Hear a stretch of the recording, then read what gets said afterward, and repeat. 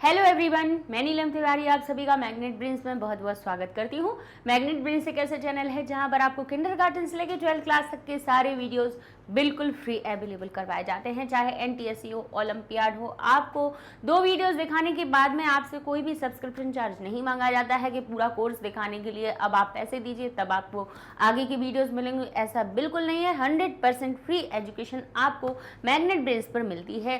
तो जैसा कि हम आपको कक्षा 8वीं संस्कृत में टेस्ट पेपर चल रहे हैं और हमने चतुर्थ पाठ तक हम करवा चुके हैं। अब आज हम आए हैं पंचमः पाठः कंटकेनैव कंटकम। ये जो हमारा पाठ है इसको हम पढ़ाएंगे। पढ़ाने के देखिए पढ़ा हम चुके हैं, लेकिन अब इसका जो हमने टेस्ट पेपर रिलीज किया था उसका सॉल्यूशन आपको करवाएंगे, उसको हल करवाएंगे कि आपने कौन सी चीज़ें सही की हैं या नहीं की हैं या कहाँ गलतियाँ हुई हैं। तो उनको थोड़ा चेक करिएगा, देखिएगा कि अगर आपकी कहीं पर गलती हुई है उसको हल करने में, टेस्ट पेपर को हल करने में कोई गलती हो तो क्यों हुई है उसको समझिएगा और फिर से दोबारा से ना करने की कोशिश करेंगे, है ना। यही टेस्ट का मतलब ही यही होता है कि हम अपनी स्वयं की परीक्षा करें कि हम कितना हम सीख पाए हैं उस पाठ के बारे में। तो यहाँ देखिए हमारा जो पाठ, पहले हम नाम समझ लेते हैं तो समझ में आ जाएगा कि भाई ये कथा किसके बारे में है। कंटक किसको कहा जाता है? कांटा। कंटक किसको कहते हैं? कांटा। देखा है ना भाई, पेड़ पौधे होते हैं उनमें जो एक नुकीला जो पौधे का जो कहते हैं भाग होता है उसको हम कांटा कहते हैं, है ना। जो चुभ जाता है, नुकीला होता है, चुभ जाता है तो खून निकल आता है, ऐसा ही होता है ना। तो कहते हैं कंटकेनैव कंटकम, कंटकेन। अब यहाँ से हम इसको क्या करते हैं? कंटकेन कर देते हैं। तो कंटक शब्द अकारांत हुआ, एन लग गया तो तृतीया विभक्ति, अर्थात निकला कांटे के द्वारा। तृतीया विभक्ति जैसे ही लगी हमने के द्वारा का अर्थ जोड़ दिया। कंटकेन यानी कंटक के द्वारा। अब यहाँ से जब हमने ऐव अलग किया तो ऐ जो आती है वो कहाँ से मात्रा आती है? वृद्धि संधि के नियम से आती है। वृद्धि संधि कहती है कि अगर किसी पद के अंत में अ हो और उसके बाद में ए या ऐ लिखा हुआ होगा तो यहाँ पे अ और ए इन दोनों के मेल से यहाँ पे ऐ की मात्रा का प्राकट्य हो जाता है, बदल जाती है, ऐ की मात्रा का आदेश हो जाता है। तो यहाँ पे ऐ जो आई है तो हमने इसको जब अगर तोड़े तो ना को दे देंगे अ और यहाँ पे व को दे देंगे ए, तो ये हो जाएगा एव। एव का अर्थ होता है ही। एव जो हमारा अव्यय होता है उसका अर्थ क्या होता है? ही। कंटकेन एव कंटकम, कंटक के द्वारा ही कंटक निकलता है, कांटे के द्वारा ही कांटा निकलता है।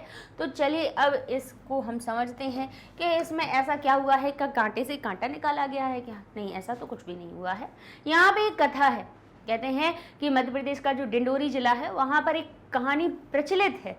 कैसी है? एक लोक कथा है। वो कैसी प्रचलित है कि एक बार क्या हुआ कि कोई शिकारी था, चंचल नाम व्याध आसीत। हमने इसको पाठ को पढ़ा था कि चंचल नाम का एक व्याध था। वो एक दिन कहाँ जाता है? वन में जाता है। व्याध कौन होते हैं? जो पशु पक्षियों को मारकर क्या करते हैं? अपना भरण पोषण करते हैं, पालन पोषण करते हैं। व्याध जब वन में गया तो वो क्या करता था? अपना जाल फैलाकर आ जाता था। तो उसमें जो भी पशु पक्षी जो भी होते थे तो उनको मारकर अपनी जीविका जिस प्रकार से कार्य चलाते हैं वैसे करता था, ठीक है। क्योंकि भाई ये जो मध्य प्रदेश है शुरुआत से ही जनजातियों का गढ़ रहा है, प्रदेश रहा है। और जो जनजातियां होती हैं वो एक तरह से देखिए, अगर देखा जाए उनकी परंपरा तो वो कहाँ से, एक तरह से जहाँ पे जंगल में रहने वाले जो व्यक्ति होते हैं उनसे ज़्यादा तक वैसे ही चीज़ों से संबंधित होते हैं, उतनी आधुनिकता में नहीं होते हैं। तो शिकार करना या फिर वन से लकड़ियों के द्वारा कुछ बनाना, ऐसी चीज़ें उनका मुख्य व्यवसाय रहा करती थी, है ना। लेकिन हालांकि शिकार करना एक गलत काम है, लेकिन एक ये कहानी है तो उसको से सुना रहे हैं हम आपको कि व्याध अपना जाल फैलाकर आ जाता है तो उसमें कुछ ना कोई पशु पक्षी फंस जाते थे। एक दिन के फिर से ऐसा ही हुआ कि उसने जाल फैलाया और जाल फैलाकर घर पर आ गया। दूसरे दिन जब उसने अपने जाल को देखा, संयोगवश उसमें एक व्याघ्र यानी बाघ फंस गया। उसमें बाघ होता है ना, वो फंस गया उसके अंदर। अब उसको तो डर लगा कि भाई अब तो छोड़ के भागो जाल को। लेकिन व्याघ्र ने उससे क्या निवेदन किया कि तुम मुझको इस जाल में से निकाल दो, मैं तुम्हें हानि नहीं पहुंचाऊंगा। तो जो व्याध होता है, व्याध और व्याघ्र, यहाँ पे दो शब्द आए हैं, दोनों में आप बिल्कुल भी ऐसे विचलित नहीं होइएगा कि व्याघ किसको कह रहे हैं और व्याध किसको कह रहे हैं। व्याघ्र बाघ को कह रहे हैं, व्याध यानी मारने वाले को कह रहे हैं, शिकारी को कह रहे हैं। तो व्याघ्र ने कहा आप मुझे जाल से बाहर निकाल लो, मैं तुम्हें कोई भी कष्ट नहीं पहुंचाऊंगा, कोई भी हानि नहीं पहुंचाऊंगा, मैं तुम्हें नहीं मारूंगा। तो बात मान लेता है व्याध, जो होता है शिकारी होता है, बात मान लेता है और उसको जाल से बाहर निकाल देता है। तब अब व्याघ्र कहेगा शिकारी से कि मैं बहुत प्यासा हूँ, मुझको पानी ला कर दो। तो जल के पास जाता है, नदी से जाता है, नदी से पानी लेकर आता है और बाघ को पिला देता है। बाघ पानी पीकर अपनी पिपाशा को शांत करता है। पिपाशा किसको कहा जाता है? प्यास को।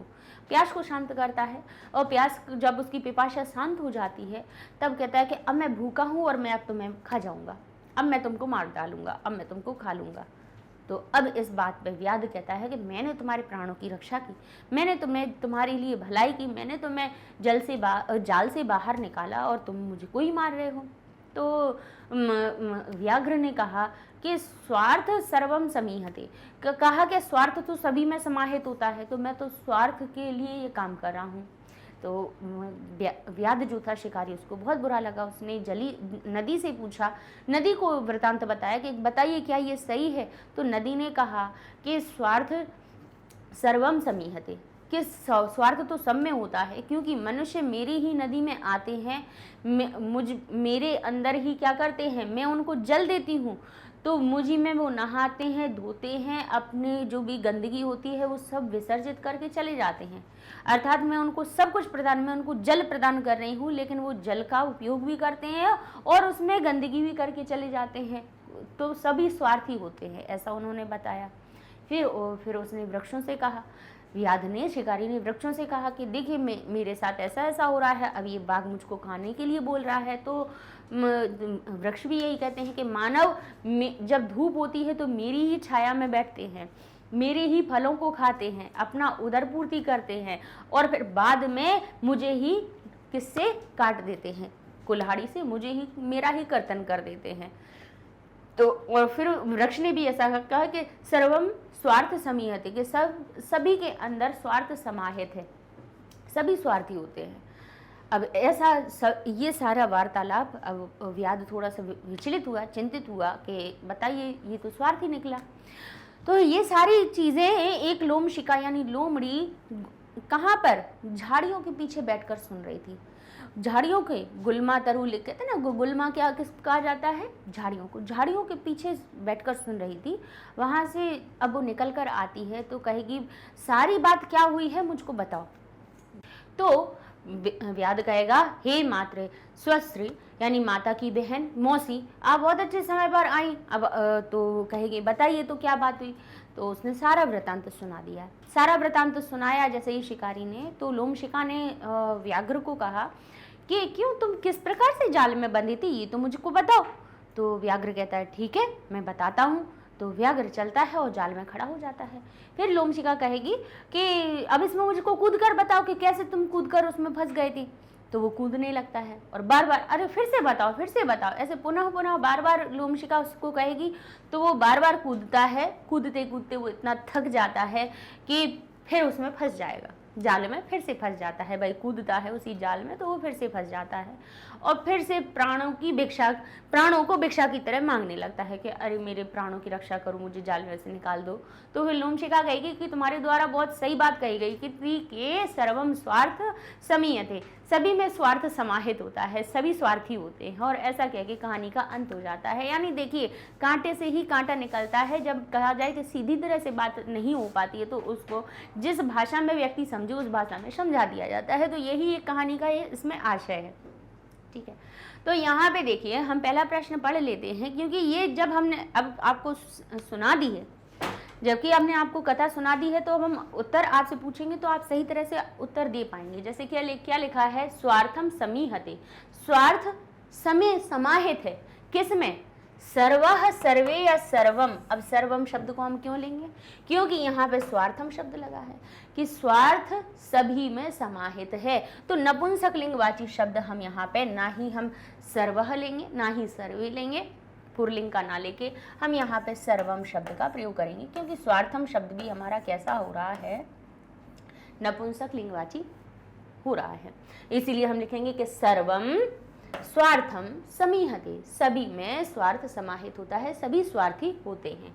व्याघ्रस्य पिपासा, व्याघ्र शब्द में षष्ठी विभक्ति लगी है, काकी के का अर्थ जोड़ेंगे, हम कहेंगे व्याघ्रस्य, बाघ की, पिपासा, पिपासा किसको कहते हैं, प्यास को, अवभत हुई, व्याघ्र की पिपाशा हुई, कैसी हुई, शांतम शांतः या शांता, तो भाई कैसी हुई, पिपाशा की विशेषता बतानी है आपको, पिपाशा यानी प्यास। अब पिपाशा शब्द हमारा आकारांत है, स्त्रीलिंग शब्द है, तो यहाँ पे जो उसका विशेषण बनेगा वो भी कैसा बनेगा, स्त्रीलिंगवाची बनेगा।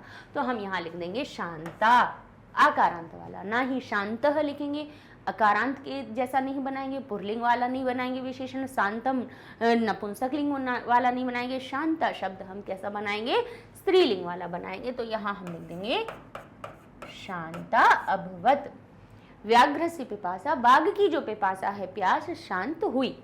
अब आगे लिखा है पुत्री नमति, पुत्री नमन करती है, किसको करती है, अब कहेंगे पुत्री नमन करती है तो माता को, ठीक है। अब को का अर्थ हमें निकालना है, तो किसमें, माता के शब्द में। माता शब्द कहाँ से बनता है, माता कहाँ से बनता है, मातृ शब्द से, मातृ शब्द का ही माता जो है, भाई हम उसको हिंदी हम समझते हैं कि हिंदी में उसको माता कहते हैं, जबकि मातृ शब्द का ही प्रथमा विभक्ति एक वचन का रूप है हमारा माता। मातृ जो शब्द होता है ऋकारांत स्त्रीलिंग शब्द होता है, इसमें जब प्रथमा विभक्ति एक वचन लगाया जाता है तब ही हमारे सामने ये जो रूप बनता है वो हमें लगता है, उसको हम प्रयोग करते हैं कि ये है हिंदी का, लेकिन ये जो माता शब्द है वो है क्या, संस्कृत का। संस्कृत में प्रथमा विभक्ति एक वचन लगाई जाती है तो मातृ शब्द माता बन जाता है, भ्रातृ शब्द भ्राता बन जाता है, पितृ शब्द पिता बन जाता है, ठीक है ना। अब देखिए यहाँ पे हमने क्या लिखा, मातृ शब्द से माता, यानी अपने माता जो शब्द है अब उसमें हमें को का अर्थ लगाना है कि पुत्री माँ को नमन करती है, तो को का अर्थ जोड़ना है, तो हमें को का अर्थ जोड़ने के लिए इसमें हमें द्वितीय विभक्ति का प्रयोग करना पड़ेगा। तो प्रथमा विभक्ति की एक वचन में बनता है माता और द्वितीय विभक्ति में बनता है मातरम, क्या बनता है, मातरम। तो यहाँ पे हमारा मातरम बनेगा, मातारम बनेगा, बोले नहीं, बड़िया की मात्रा इधर नहीं आती है, मातरम बनता है, मातरम नहीं बनता है, फिर तृतीया में मात्रा बन जाता है रूप। इस प्रकार से हमने जब पाठ पढ़ाया था उसमें हमने ये आपको करवाए हैं। तो थोड़ा सा इसीलिए हमने पहले कहा है कि सबसे पहले पाठ को पढ़िएगा, पाठ को पढ़ने के बाद फिर टेस्ट पेपर, और टेस्ट पेपर डाउनलोड पहले हल कीजिएगा, और जब नहीं आए तब उसमें आप करेंगे, तब आप हमारा वीडियो देख के सॉल्यूशन ढूंढेंगे उसमें, ठीक है। फिर हम इसीलिए बताते जा रहे हैं कि क्यों यहाँ पे कौन सा शब्द आ रहा है। तो यहाँ पे हम मातरम लगाएंगे क्योंकि अर्थ निकलेगा पुत्री माता को नमन करती हैं, तो ना ही मातरम शब्द बनता है और ना ही मातारम बनता है, तो दोनों ही गलत हैं। तो जो सही शब्द है मातरम, उसको हमने लगा दिया, ठीक है। अब ऐसे ही अनुजः यानी अनुज, ज्येष्ठाम, अब ज्येष्ठ शब्द का अर्थ क्या होता है, बड़ा, ज्येष्ठ का अर्थ क्या होता है, बड़ा, ठीक है। और इसमें ज्येष्ठ यानी बड़ा, और इसमें बड़े की मात्रा टाप प्रत्यय से लगा दी गई, तो ये हो गया ज्येष्ठ।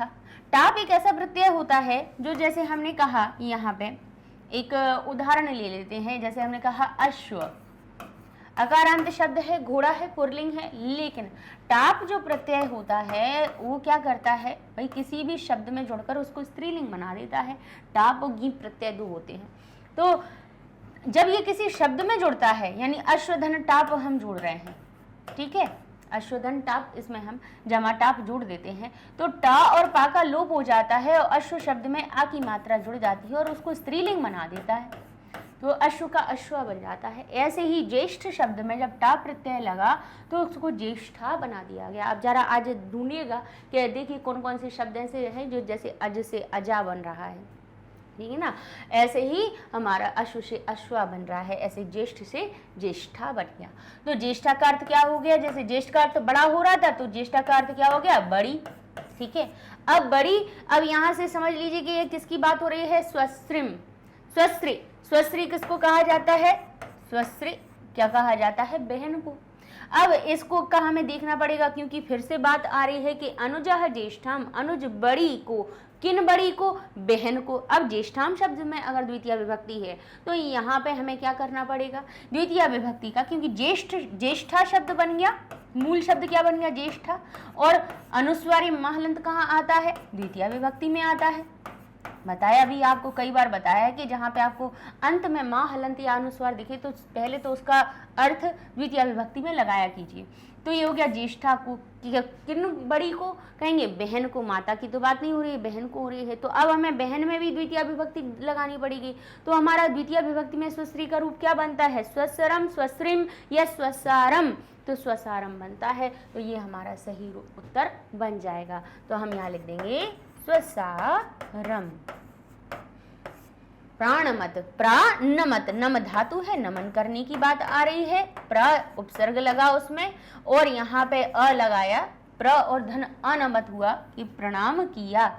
तो देखिए कैसे प्राणमत जो शब्द है, तो ये इसका मतलब नहीं ना कि प्राणमत हो, नहीं, इसका अर्थ क्या है? प्र उपसर्ग, फिर इसमें अ नम धातु थी, नम धातु का वही भूतकाल का रूप है, तो अनमत यानी नमन किया। तो प्रणाम, तो प्र में जब आ बना तो ये हो गया प्र, और र होने से णा में परिवर्तित हो जाता है। ण तो विधान से, ण तो एक संधि होती है। पढ़ाई कभी भी जब फुर्सत मिले तब देख लीजिएगा, पता चल जाएगा कि र या शा के होने से आगे वाला शब्द, जुड़ने वाले शब्द में अगर ना है तो वो णा में परिवर्तित हो जाता है। तो ये हो जाएगा प्राणमत, ठीक है ना, यानी नमन किया, ठीक है, प्रणाम किया। अनुज ने ज्येष्ठ अपनी बहन को प्रणाम किया। अब आगे लिखा है व्याधः व्याघ्रम, व्याध ने व्याघ्र को बहि निस्सारयत, बाहर निकाला, बाहर निकाला था। व्याघ किसने? व्याध ने, व्याध ने व्याघ्र को बाहर निकाला। कहाँ से? अब बाहर निकाला यानी अलग होने का भाव आ रहा है। अब अलग होने का भाव आ रहा है क्योंकि कहीं ना कहीं बही जो धातु होती है, बही, बही योगे पंचमी, याद रखिएगा। हम सूत्र बता देते हैं जिसको देखने से आपको हमेशा याद हो जाएगा। बहेर योगे पंचमी, ध्यान कीजिएगा कि यदि किसी रिक्त स्थान के बाद में बही शब्द लिखा हुआ है, बही यानी बाहर, बही का अर्थ क्या होता है? बाहर, बाहर निकलने की बात हो, तो जहां से बाहर निकला जा रहा है उसमें पंचमी का योग हम कर देते हैं। तो यहाँ पर हम जालेन तृतीय विभक्ति है, जालम द्वितीय विभक्ति है, और जालात जब पंचमी विभक्ति का हमारा शब्द है तो जालात हम यहाँ पर सही कर देंगे। जालात बही निस्सारयत, ठीक है।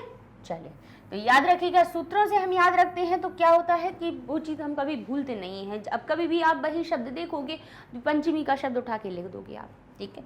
सम, अब ऐसे भी हो जाता है सर्पः बिलात बहि निस्सरति, कि सर्प जो है वो बिल से, अब यहाँ पे जैसे लिखा हुआ है कि सर्पः, अब यहाँ पे कह दिया कि बिल शब्द को आप सही विभक्ति के साथ में लगा दीजिए, और यहाँ लिख दिया बहि निस्सरति, बाहर निकलता है, ठीक है।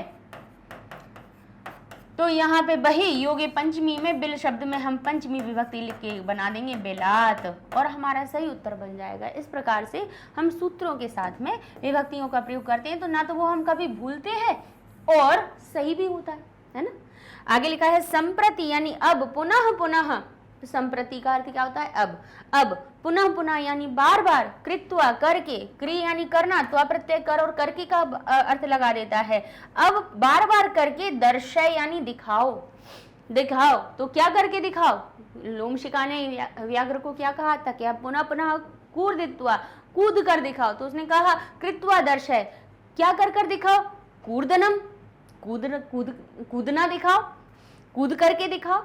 क्रीडनम, खेल करके दिखाओ। धावनम, दौड़ करके दिखाओ, तो क्या करके दिखाया था? कूर्दनम, तो हम यहाँ लिख देंगे कूर्दनम कृत्वा दर्शय। संप्रति पुनः पुनः, अब मुझको बार बार कूर्दनम कृत्वा दर्शय, कूर्दन करके दिखाओ, ठीक है। चलिए, तो इस प्रकार से ये हमारा प्रश्न हो जाता है। अगला अब हम प्रश्न देखेंगे। ये उत्तर अपने यहाँ पे लिखे हुए हैं, हमने पहले ही बता दिए हैं।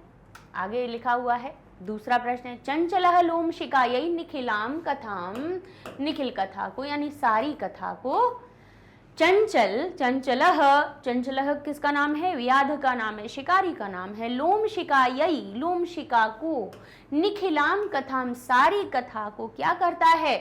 अनिवेदयत, निवेदन करता है, निवेदयत या न्यवेदयत। अब इन सभी में से जो सही उत्तर है, शुद्ध रूप है, वो क्या है? अनिवेदयत है क्या? नहीं। निवेदयत है क्या? नहीं। तो हमारा सही उत्तर क्या है? न्यवेदयत। ठीक है, तो यहाँ पे हमारा जो उत्तर बनेगा वो क्या बनेगा? न्यवेदयत बन जाएगा। चलिए, यहाँ हो गया। अब चलिए दूसरा देखते हैं। जनाः वृक्षेभ्यः कष्टम, लोग वृक्षों को, अब यहाँ पे क्या कर रहे हैं हम, हमें क्या करना है? शुद्ध धातु रूप याद करके ही इसमें उत्तर लिखना है, क्योंकि अनिवेदित नहीं होता है, निवेदित नहीं होता है। जब इसमें नि उपसर्ग जोड़ते हैं तो यहाँ पे देखिए नि उपसर्ग जोड़ा गया, यहाँ पर कौन सा उपसर्ग जोड़ा गया? नि। तो न्य कैसे बना ये भी तो देख लीजिए। ये जो नि बना और यहाँ नि उपसर्ग जोड़ना था और यहाँ लिखा था अवेदयत। ठीक है, नि और अवेदयत शब्द बना। अब नि हमें ये तो बनेंगे, भूतकाल की बात हो रही है कि निवेदन करता है, बताता है। ठीक है, बताने की बात आ रही है, तो इसमें क्या हुआ है कि अवेदयत, वेद धातु के ही रूप बने हुए हैं। वेद धातु वेद में परिवर्तित होकर रूप बनी, भूतकाल में इसका रूप बन गया अवेदयत, यानी बताया। बताने की बात हो गई, नि उपसर्ग लगाया, अब बताया वो भी विनम्रता से बताया, तो वो निवेदन करना हो जाता है। तो यहाँ पे नि और आ का मेल हुआ, तो यहाँ पे यण संधि का नियम लागू हो गया। तो नि में क्या थी? ई की मात्रा, और यहाँ पे था वेदयत। ठीक है, तो नी की जो छोटी की मात्रा है वो कैसे परिवर्तित हुई? यण संधि के नियम से।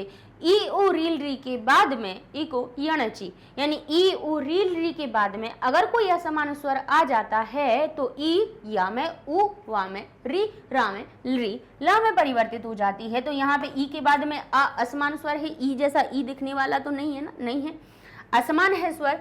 तो हम क्या करेंगे? ई को परिवर्तित कर देंगे, किसमें? या में। तो या में परिवर्तित हुआ, लेकिन होता वो आधा या है, आधे या में परिवर्तित कर दिया। ठीक है, लेकिन आगे वाला स्वर इसको आके पूरा कर देगा, तो ये हो जाएगा न्य। अब ये लोप हुआ, ये लोप हुआ, तो बचा क्या? बोले न्य वेदयत। तो नि अवेदयत से हमारा न्यवेदयत शब्द बना है। समझ गए? तो ये मूल रूप विद धातु के ही रूप जब चलते हैं भूतकाल में अवेदयत बन जाता है, वेद से वो क्या बन जाता है? वेद बन जाता है। ई हमारे गुण में परिवर्तित हो जाते हैं। भाई सूत्रों से बहुत सारी चीजें परिवर्तित होती हैं, तो हमारा शुद्ध रूप ये बने जाएगा। तो ये हमने आपको बता दिया कि क्यों बन रहा है। समझ गए? अब आगे लिखा है निखिला कथा, निखिलाम कथाम होना चाहिए, तो इसको अनुस्वार लगा लिए कि निखिल कथा को, सारी कथा को, क्योंकि भाई ये प्रथमा विभक्ति में होगा तो चंचल फिर कौन है? चंचल प्रथमा विभक्ति में बना हुआ है, पहले से क्रिया हो रही है कि चंचल निवेदित करता है, बताता है। तो किसको बताता है? कथा को बताता है, लोमशिका को, है ना। चलिए आगे लिखा है जनाः वृक्षेभ्यः कष्टम, लोग वृक्षों, और वृक्षेभ्यः, वृक्षेभ्यः में दो अर्थ निकले, एभ्य एभ्य कहाँ आता है? चतुर्थी और पंचमी में आता है। ठीक है, चतुर्थी में अगर हम एभ्य का रूप देखें तो क्या अर्थ निकल रहा है? वृक्षों के लिए, क्योंकि चतुर्थी विभक्ति जहाँ लगी होती है वहाँ के लिए का अर्थ जुड़ जाता है। तो यहाँ हमने कहा वृक्षेभ्यः का अर्थ निकल रहा है वृक्षों के लिए, क्योंकि एभ्य है, बहुवचन है, तो वृक्ष एक नहीं है, बहुत सारे की बात हो रही है। तो यहाँ पे हमने रूप लिया कि वृक्षों के लिए। ठीक है, अब यहाँ कहा हमने वृक्षेभ्य, अगर ये पंचमी का है तो इसका अर्थ हो रहा है वृक्षों से। वृक्षों से कष्ट को अलग करने की बात हो रही है, तो यहाँ पे वृक्षों से का अर्थ तो हमारा हो ही नहीं रहा है, तो हम इसको तो हटा ही देते हैं। अब कहेंगे के लिए का भी अर्थ नहीं हो रहा कि लोग वृक्षों के लिए कष्ट देते हैं, तो ये तो सही नहीं हो रहा। भाई को का अर्थ निकलता तो क्या देखे, लोग वृक्षों को कष्ट देते हैं, वृक्षों को कष्ट देते हैं, लेकिन को का अर्थ तो नहीं निकल रहा। तो फिर यहाँ पे चतुर्थी क्यों लगाई गई? यहाँ पे तो वृक्षम लिखना चाहिए था या वृक्षान लिखना चाहिए था, क्योंकि एक वृक्ष नहीं है, बहुत सारे, तो वृक्षान लिख देते, द्वितीय विभक्ति का बहुवचन लगा देते। लेकिन फिर ऐसा क्यों हुआ? क्यों यहाँ पे चतुर्थी आई है? तो कौन सा सूत्र है यहाँ पे प्रयोग हुआ है? दानार्थे चतुर्थी। कौन सा सूत्र का प्रयोग हुआ? दानार्थे चतुर्थी, यानी जिसको दिया जाए दान। अब कष्ट दे ही देते हैं, लौटा के थोड़ी ना लेते हैं। वृक्ष को काट दिया तो उसको कष्ट दे ही दिया ना, क्या उसको फिर से जोड़ सकते हैं? नहीं छोड़ सकते। तो दानार्थे चतुर्थी, ऐसा दिया जाए दान, जिसको दिया जाए दान वो हो जाता है संप्रदान। जिसको दिया जाता है दान वो हो जाता है संप्रदान। और किसको दिया जा रहा है? बोले और ऐसा दान जो वापस ना लिया जाए। राजा ने अगर भिखारी को धन दिया तो दे दिया, वापस नहीं लिया, समझ गए? तो हम क्या कहेंगे यहाँ पे? तो यहाँ पे दा धातु आ रही है, देने की बात आ रही है, तो बिल्कुल बात समझ लीजिए, इसलिए दा धातु थी, देने की धातु थी, इसीलिए यहाँ पे वृक्ष शब्द में द्वितीया होते हुए भी चतुर्थी लगाई गई। उपपद कारक में भी उपपद विभक्ति का ये सूत्र है, उसके हिसाब से यहाँ पे अच्छा अर्थ हम हिंदी में उसका अर्थ को का ही निकाल रहे हैं, लेकिन लगेगी उसमें चतुर्थी ही। लोग वृक्षों को कष्ट देते हैं। अब जनाह शब्द के हिसाब से हम दा धातु का प्रयोग करेंगे। तो यहाँ पे जो जनाह शब्द है कैसे हैं? प्रथमा विभक्ति बहुवचन में, और प्रथमा विभक्ति बहुवचन के होने के साथ साथ में अगर क्रिया लगानी है तो पुरुष वचन पहचानना पड़ेगा, क्योंकि ती तह अंति हम ये देखते हैं क्रियाएं तो कैसी बनती? ती तह अंति।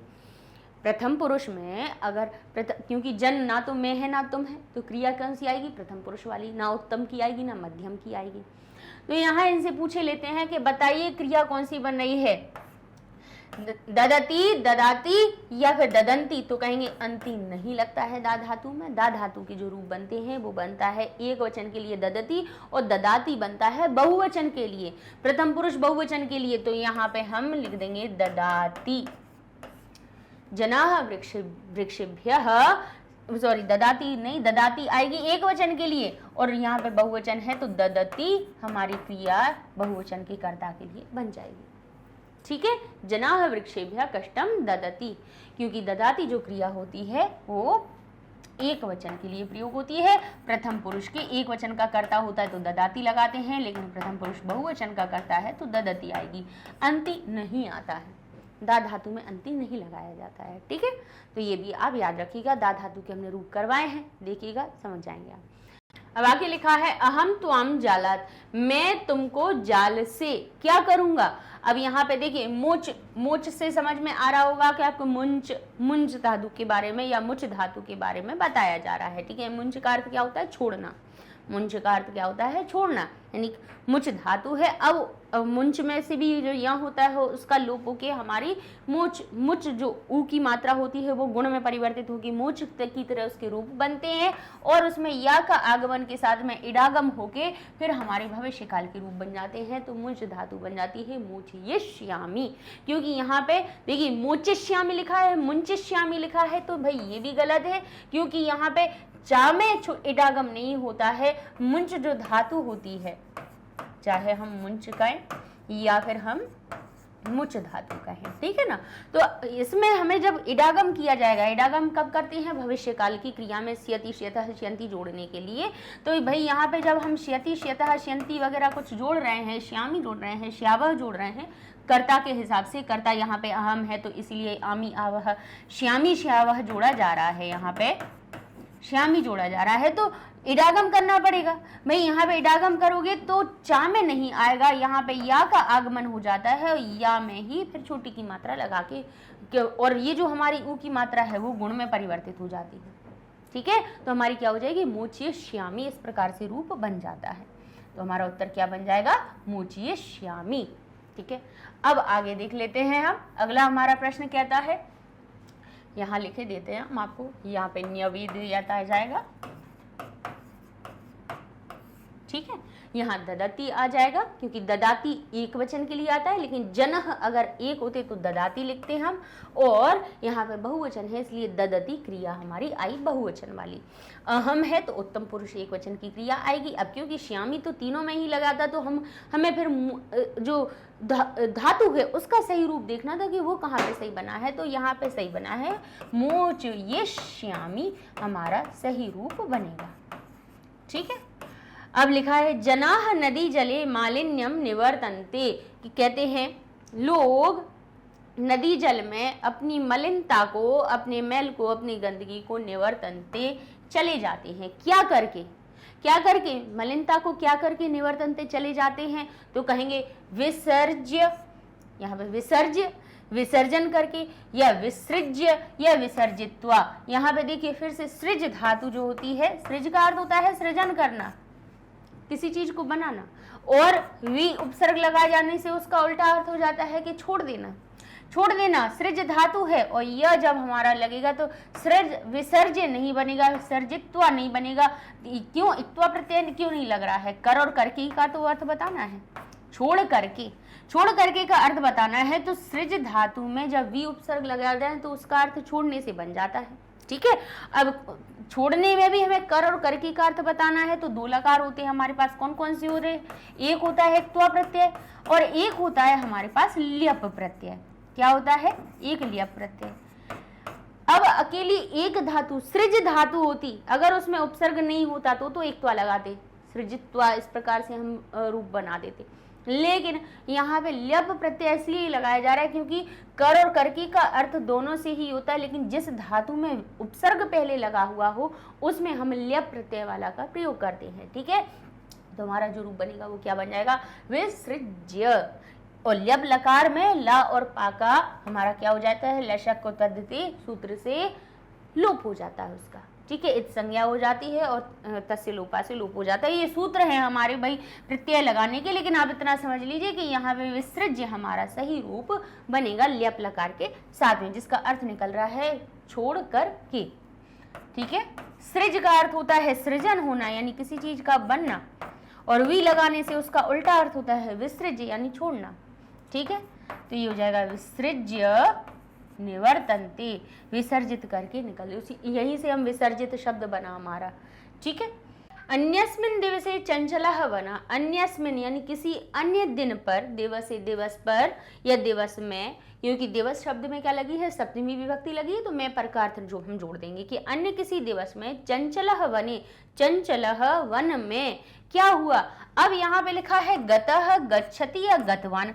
अब ये सभी जाने की बात कर रहे हैं क्योंकि गम धातु के रूप है, लेकिन इस पाठ में जो आई है वो क्या आई हुई है? एक नई चीज है, एक तो और एक वतु प्रत्यय की क्रियाएं आई हुई हैं, जिसमें कि भाई जो एक प्रत्यय होता है हमने समझाया है, जब भी समय मिले तब पढ़ना। एक और एक वतु प्रत्यय हमने बताए हैं, समझाए हैं। ये दोनों ही भूतकालिक क्रियाओं के स्थान पर प्रयोग कर दिए जाते हैं। किसमें? भूतकाल की क्रियाएं। भूतकाल की क्रियाएं वैसे तो अगर हम साधारणतः देखें तो किस में बनाते हैं? लंग लकार के प्रत्यय लगा के बना देते हैं। तिगन प्रत्यय जिसमें हम त ताम न अह तम त अम आओ आम लगा देते हैं, ठीक है ना। अगच्छत अगच्छताम अगच्छन, इस प्रकार से रूप बनाते हैं भूतकाल की क्रियाएं। लेकिन एक तो और एक वतु प्रत्यय जब लगते हैं तो उनको थोड़ा सा सरल बना देते हैं, इसलिए भूतकाल में ये इन भूतकाल की क्रियाओं के लंग लकार के जगह पे आप एक तो और एक वतु प्रत्यय का भी प्रयोग कर सकते हैं, ठीक है। ये एक विकल्प दिया गया है।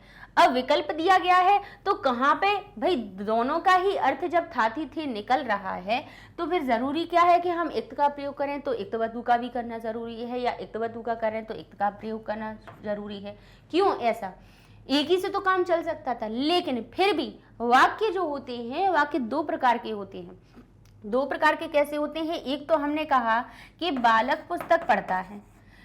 अगर आप अभी आप जब आगे क्लास में आएंगे तब आपको वाच्य आएंगे, आपके वाक्यों में क्या आएंगे? आप जब व्याकरण पढ़ेंगे तो उसमें वाच्य आएंगे। वाच्य क्या होता है? वाच्य होता है एक तरह से बातचीत करने का जो हमारा तरीका है, उसी को वाच्य कह देते हैं।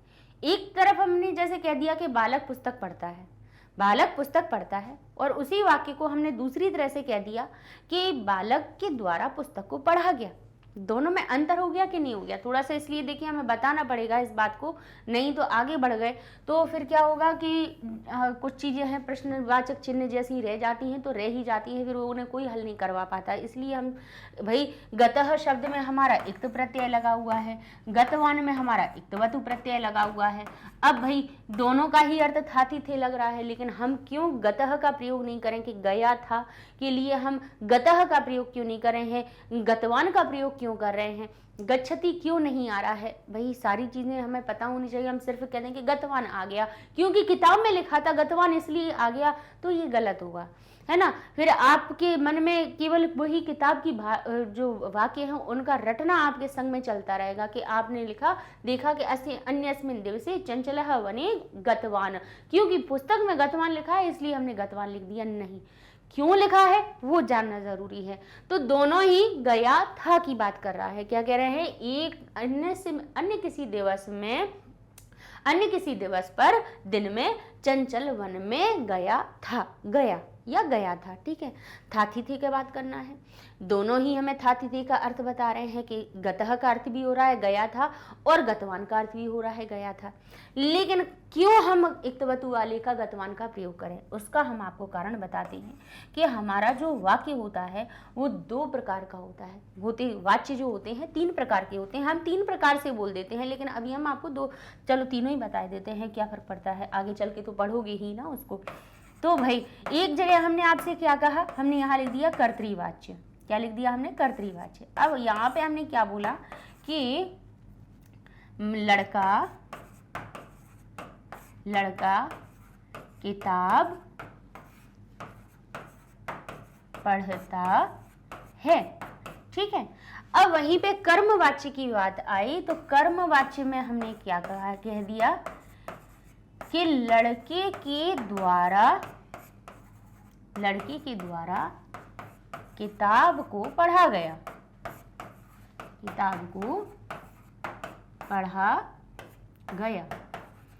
अब दोनों ही बातों में क्या अंतर हुआ, किताब पढ़ने वाला लड़का ही है, वो किताब को ही रहा है और क्रिया भी पढ़ने की हो रही है, कोई अंतर नहीं है। कर्ता नहीं बदला है, कर्म नहीं बदला है, क्रिया नहीं बदलाई है, मतलब करने वाला लड़का ही है। जिस चीज को पढ़ रहा है वो किताब ही है और क्रिया भी उसकी पढ़ने की ही हो रही है। तो भाई यहाँ पे अंतर क्या हुआ, वो बात करने के तरीके में अंतर हो गया। क्या अंतर हुआ, एक जगह हमने कह दिया कि लड़का किताब पढ़ रहा है और एक जगह हमने कहा लड़के के द्वारा। तो जो एक ये के द्वारा शब्द जुड़ गया ना, इसने थोड़ी सी समस्या उत्पन्न कर दी। क्या समस्या उत्पन्न कर दी कि देखिए, जब आपको हमने कारक समझाए हैं, पढ़ाए हैं, तो उसमें हमने आपको बताया है कि प्रथमा विभक्ति, ये जो विभक्तियां होती हैं, प्रथमा, द्वितीया, तृतीया विभक्ति होती ना, जो किसी शब्द का ये बताती है कि ये शब्द बन क्या रहा है, ये कर्ता बन रहा है या कर्म बन रहा है या करण बन रहा है, ये चीजें स्पष्ट करती है। ठीक है, तो ये हमारे पास हो गया प्रथमा, द्वितीया, तृतीया, 3 की बात करें क्योंकि तीनों में ही ये काम हो जाएगा अपना, इसलिए। तो प्रथमा विभक्ति भाई नि होती है, कर्ता का चिन्ह होती है नि। ठीक है, कहीं कहीं तो हमें स्पष्ट दिखाई देता है कि लड़के ने किताब पढ़ी, या हम कहें लड़का किताब पढ़ता है, तो ने का भाव छुपा हुआ है। अच्छा, कर्म का चिन्ह को होता है, यानी लड़का किसको पढ़ता है, किताब को पढ़ता है, को का भाव छुपा हुआ है। तृतीया क्या हो जाता है, से या के द्वारा। तृतीया विभक्ति का चिन्ह होता है के द्वारा, यानी कर्ता कारक, कर्म कारक और करण कारक।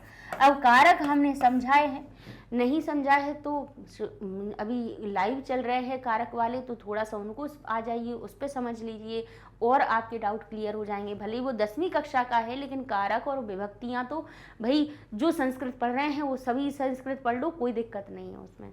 ठीक है, कहा इसमें हमने कर्मवाच्य में। अब देखिए ध्यान से सुनिएगा कि कर्ता का चिन्ह नहीं होना चाहिए, लेकिन यहाँ पे जब हमने बात करते करते में कर्ता के साथ में चिन्ह लगा दिया के द्वारा, यानी ये तृतीया का लगा दिया, तो इस लड़की को जब संस्कृत में बनाएंगे, परिवर्तित करेंगे, तो ये लड़का तो जब इसके साथ में कोई चिन्ह नहीं है तो इसको हम सीधा बालकः प्रथमा विभक्ति में बना देंगे। ठीक है, यानी जब तक कर्ता है, ये जो काम करने वाला करता है, प्रथमा विभक्ति के साथ में रहता है, तब उसको हम उस वाक्य को, जिस वाक्य में कर्ता पहली विभक्ति में रहेगा, उसको हम कर्तृवाच्य कहेंगे। लेकिन कर्मवाच्य कब कहेंगे, कर्मवाच्य तब कहेंगे, उस वाक्य को कहेंगे जहां पे जो लड़का था, जो लड़का यानी जो भी कर्ता था, वो उसके साथ में के द्वारा का चिन्ह जुड़ गया, और के द्वारा का जुड़ने से अब उस लड़के को प्रथमा में ना बना के तृतीया विभक्ति में बना देंगे, तो लड़का बन जाएगा हमारा बालकेन। जहां प्रथमा विभक्ति के रूप में बन रहा था, जहां फर्स्ट नंबर पे था, जहां उसको फर्स्ट डिवीजन मिल रही थी, उसने के द्वारा की संगति ले ली तो वो थर्ड डिवीजन पे आ गया, वो तीसरे नंबर पे पहुंच गया, तृतीया विभक्ति लग गई। तो भाई हमारा जो नियम होता है वो क्या कहता है कि कर्ता में प्रथमा विभक्ति होती है और कर्म में द्वितीया लगाई जाती है, क्योंकि कर्म दूसरे नंबर पे आता है। तो भाई किताब में भी हमें क्या होना चाहिए, यहाँ पे द्वितीय विभक्ति, क्योंकि किताब कर्म बन रहा है तो इसमें द्वितीय विभक्ति होती है। तो हमने यहाँ पे पुस्तकम लिख दिया, क्या लिख दिया, पुस्तकम लिख दिया, हो गया। ठीक है, तो हमने कहा बालकः पुस्तकम, और पढ़ता है को अपनी लट लकार की धातु में बना दिया पठति। समझ गया? अभी इन चीज़ों को समझा रहे हैं हम। फिर इसके बाद में अब यहाँ पर जब देखा कि लड़का जो पहले नंबर पे था, ये फर्स्ट रैंक पे था जी, ये जब थर्ड रैंक पे आ गया, यानी प्रथमा से तृतीया विभक्ति में आ गया, क्योंकि इसके साथ में हमने के द्वारा बोलते बोलते जोड़ दिया, तो इसको हमने तृतीया विभक्ति में बोला। तो ये जो किताब जो दूसरे नंबर पे थी, तो वो ऑटोमेटिकली फर्स्ट डिवीजन पे पहुंच जाएगी, सेकंड नंबर वाला पहले पे पहुंच जाएगा। तो यहाँ पे पुस्तक को हम फिर प्रथमा विभक्ति में बनाएंगे तो पुस्तकम बन जाएगा। अब आप कहोगे प्रथमा में भी पुस्तकम और द्वितीय में भी पुस्तकम। हाँ भाई, अब ये बात अलग है कि जो पुस्तक जो शब्द है नपुंसक लिंग है, जिसके प्रथमा द्वितीय के एक ही जैसे रूप बनते, तो क्या करें भाई, इनकी किस्मत है, नहीं बदलना। इन्हें प्रथमा में भी पुस्तकम रहना है, द्वितीय में भी पुस्तकम रहना है, तो उसके लिए अपन क्या कर सकते हैं, फलम फलम जैसे रूप बनते हैं। लेकिन इन्हें एक संतुष्टि हो गई कि ये तीसरे पे पहुंचा, तो हम प्रथमा विभक्ति में बदल गए। अब ये प्रथमा विभक्ति में बदल गई, इसीलिए इसने कहा अब मेरा बोलबाला होगा, मेरी बात चलेगी, इसलिए मैं कर्म, मेरी प्रधानता हो रही है, इसलिए ऐसे वाक्य को जिसमें कर्ता के साथ में के द्वारा का चिन्ह जुड़ जाएगा, तो उस वाक्य में कर्म पहले नंबर पे पहुंच जाता है, इसीलिए उस वाक्य को हम कर्मवाच्य कहते हैं। फिर उस वाक्य में जो क्रिया होती है हमारी कैसी चलती है, लट लकार में परस्मय पद जैसी नहीं चलती है। क्रियाओं के भी दो तरह से रूप बनते हैं, परस्मय पद में, आत्मनेय पद में। अभी 5 प्रकार के हमने परस्मय पद के रूप बताए हैं, आत्मनेय पद की धातुओं के भी रूप बनाए हैं। तो जो क्रियाएं होती हैं जो हमेशा परस्मय पद में रहती हैं, पठती, पठता, पठंती, इस प्रकार से रूप बनाती हैं, वो जाके आत्मनेय पद में अपना रूप बनाने लगती हैं, ते एते अंते के जैसे रूप बनने लगता है। तो यहाँ पे हम कह देते हैं पठ्यते, पठ्येते, ते एते अंते, इस प्रकार से रूप हमारे बन जाते हैं। किसके? क्रिया के भी। तो ये परिवर्तन होता है कर्तृवाच्य और कर्मवाच्य में। तो भाई हमारा ये जो वाक्य बनेगा वो क्या बनता है भाई, ये साधारण वाक्य कहलाएगा, जिसमें कर्ता जो सही नियम है वो ही जग जाहिर चल रहा है कि कर्ता को प्रथमा में रखो, कर्म को द्वितीया में रखो, क्रिया को इसके हिसाब से बना दो। किसके हिसाब से? कर्ता के हिसाब से। तो हमारा जो साधारण वाक्य बन जाता है बालकः पुस्तकम पठति। ठीक है, साधारण वाक्य बन गया। ठीक है, और कर्मवाच्य में वही बालक जो प्रथमा में था बन जाएगा बालकेन पुस्तकम पठ्यते। तो ये हमारा कर्मवाच्य बन गया। तो ये वाक्य आपको समझ में आ गए। अब इसी क्रिया को हम कैसे बना देते हैं, यहाँ पे हमारी जो क्रिया कौन सी है, ये इक्त और इक्तवतु, ये क्या करती हैं, ये भी वाच्य के हिसाब से चलती हैं। तो जो इक्त क्रिया, इक्त ये वाला जो इक्त जो प्रत्यय होता है, इसको हम एज ही कर देते हैं, नहीं तो थोड़ा सा समस्या आएगी। तो हमारा जो इक्त प्रत्यय होता है वो कर्मवाच्य के वाक्यों में क्रिया में प्रयोग कर दिया जाता है, क्योंकि अभी हमने आपको बताया ना कि कर्मवाच्य के वाक्य में कैसे होते, एते अंते आत्मनेय पद की क्रियाएं लगने लगती हैं। तो कई बार बच्चों को याद ना रहे तो क्रिया में इक्त प्रत्यय जोड़ के प्रयोग कर दो तो आपका वाक्य बन जाएगा। भूतकाल का वाक्य, बात भूतकाल में ही बनानी है। जैसे हमने कहा लड़के के द्वारा पुस्तक पढ़ी गई, अब हो गई, वो काम हो गया, तो उस होने के काम में आपको भूतकाल की का प्रयोग करना है। तो आत्मनेय पद की आपको क्रियाएं याद नहीं आ रही हैं, तो आप कौन सा इक्त प्रत्यय लगा दोगे तो भी आपका काम चल जाएगा। लेकिन साधारण वाक्यों में अब तो कहें तो चलो ये तो इक्त की बात हो गई, तो इक्तवतु प्रत्यय कहाँ होता है? इक्तवतु अपने, जैसे हमने अभी साधारण वाक्य को दिखाया ना, वैसे ही इक्तवतु प्रत्यय कर्तृवाच्य में प्रयोग होता है, जहां पे सीधा सीधा वही काम चल रहा है कि कर्ता प्रथमा विभक्ति में, कर्म में द्वितीया, और क्रिया जो आएगी वो किसके अनुसार आती है? कर्ता के अनुसार बन जाती है। तो ये कर्तृवाच्य में इक्तवतु प्रत्यय का प्रयोग किया जाता है। इक्तवतु प्रत्यय जब जुड़ता है, अच्छा इसका लाभ क्या है? अब आप कहोगे कि हमें ये जब भूतकाल में ही मिल रही थी ये सारी चीजें, भूतकाल में हम क्रियाएं अपनी लंग लकार में भी तो बना रहे थे, लंग लकार में बन जाती है ना हमारी। किस प्रकार से बनती है लंग लकार में? प्रथम पुरुष, मध्यम पुरुष और उत्तम पुरुष, तीनों पुरुषों के लिए अलग अलग बनती है क्रियाएं, होती है ना। तो क्या करते हैं, क्रिया लंग लकार में जब क्रिया बनाते हैं तो अ उपसर्ग लगा देते हैं और अंत में क्या जोड़ देते हैं? त, तम, न, फिर हम जोड़ देते हैं अह। ठीक है, अह, फिर जोड़ देते हैं हम तम, फिर त, फिर यहाँ पे हम जोड़ते हैं आव, आम, इस प्रकार से जोड़ देते हैं। अब जब हमारे पास लंग लकार की क्रियाएं थी तो हमें क्यों हम इक्त और इक्तवतु पे जाएं?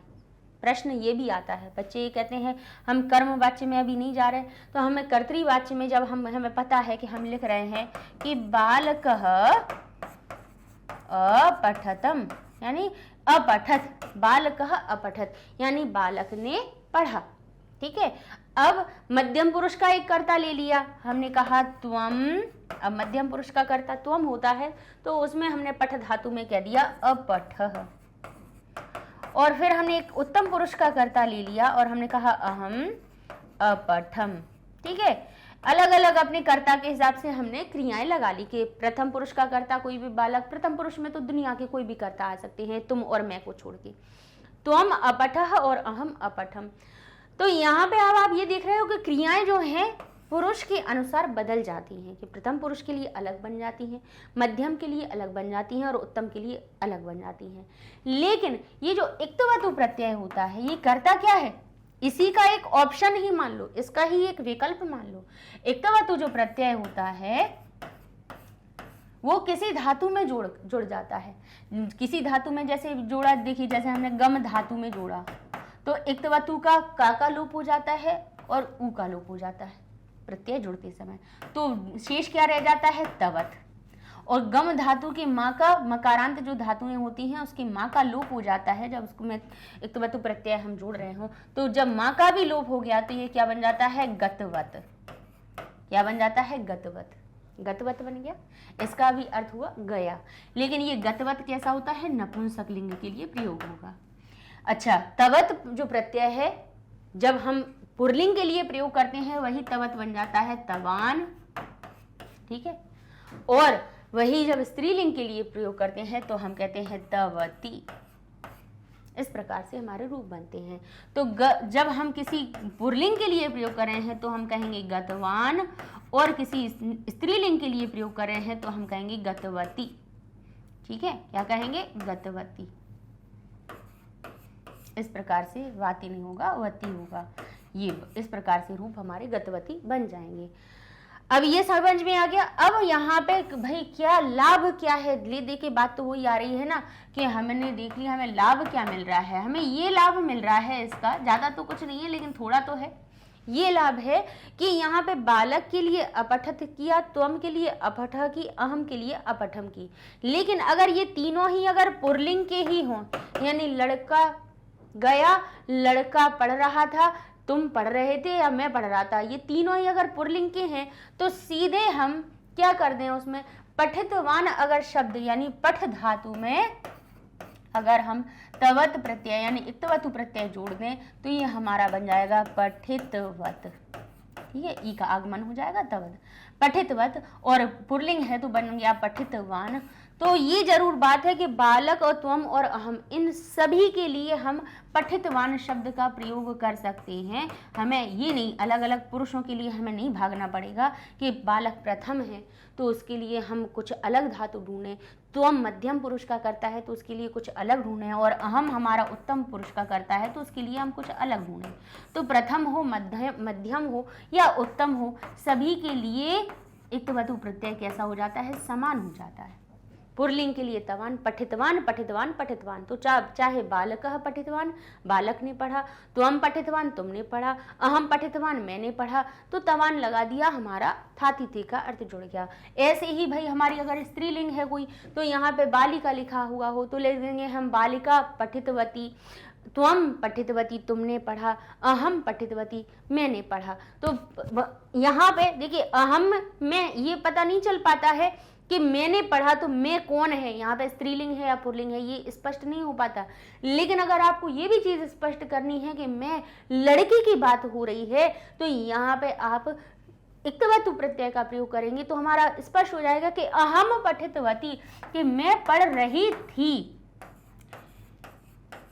ये भी एक लाभ होता है क्योंकि तवान से पता चल जाएगा कि मैं, हमारा जो शब्द है, जो पठितवान शब्द है, जो अहम है, उसमें मैं जो है वो लड़का अपने लिए प्रयोग कर रहा है।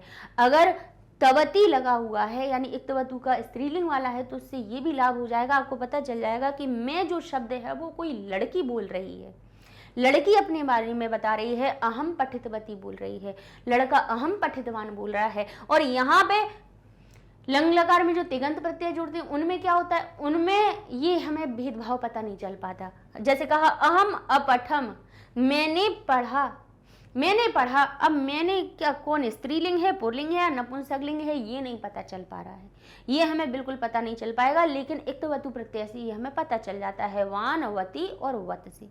ठीक है, तो इस प्रकार से हम इस पढ़ा चुके हैं, लेकिन अभी भी हमने इसीलिए बताया कि यहाँ पर देखिए अन्यस्मिन दिवसे चंचलः, तो कर्ता हमारा, क्योंकि जाने की क्रिया कौन कर रहा था, चंचल कर रहा था, तो चंचल कौन बनना था, कर्ता। और ये प्रथमा विभक्ति में है, क्योंकि चंचलेन तो लिखा नहीं है, चंचलः लिखा है प्रथमा विभक्ति में, अर्थात ये कैसा वाक्य बन रहा है, ये हमारा वाक्य कर्तृवाचिका बन रहा है, क्योंकि कर्ता प्रथमा विभक्ति में दिख रही है। तो अब इसमें जो हमारी क्रिया है, जाने की क्रिया है, वो गच्छति, क्योंकि ये भूतकाल की बात है तो वर्तमान काल की तो क्रिया आएगी नहीं।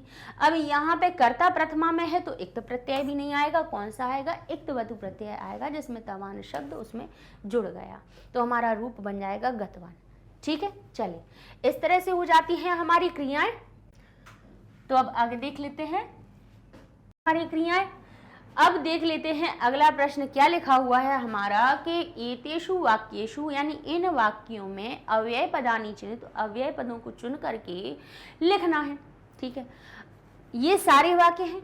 अव्यय इनमें कौन से हैं, अव्यय वो होंगे जिनमें कभी विभक्ति कभी लगती नहीं है, जिनका रूप आपको कभी परिवर्तित होते दिखेगा ही नहीं। जैसे लिखा है एकदा सह वने जालम विस्तीर्य गृहम आगतवान। अब सह जो शब्द है, कितने रूप बन रहे हैं, तत् से बना है ये रूप, ये खुद ही अब स्वयं में अपना खुद स्वयं का इसका कोई रूप नहीं है, ये स्वयं आया कहाँ से है, तत् से आया है।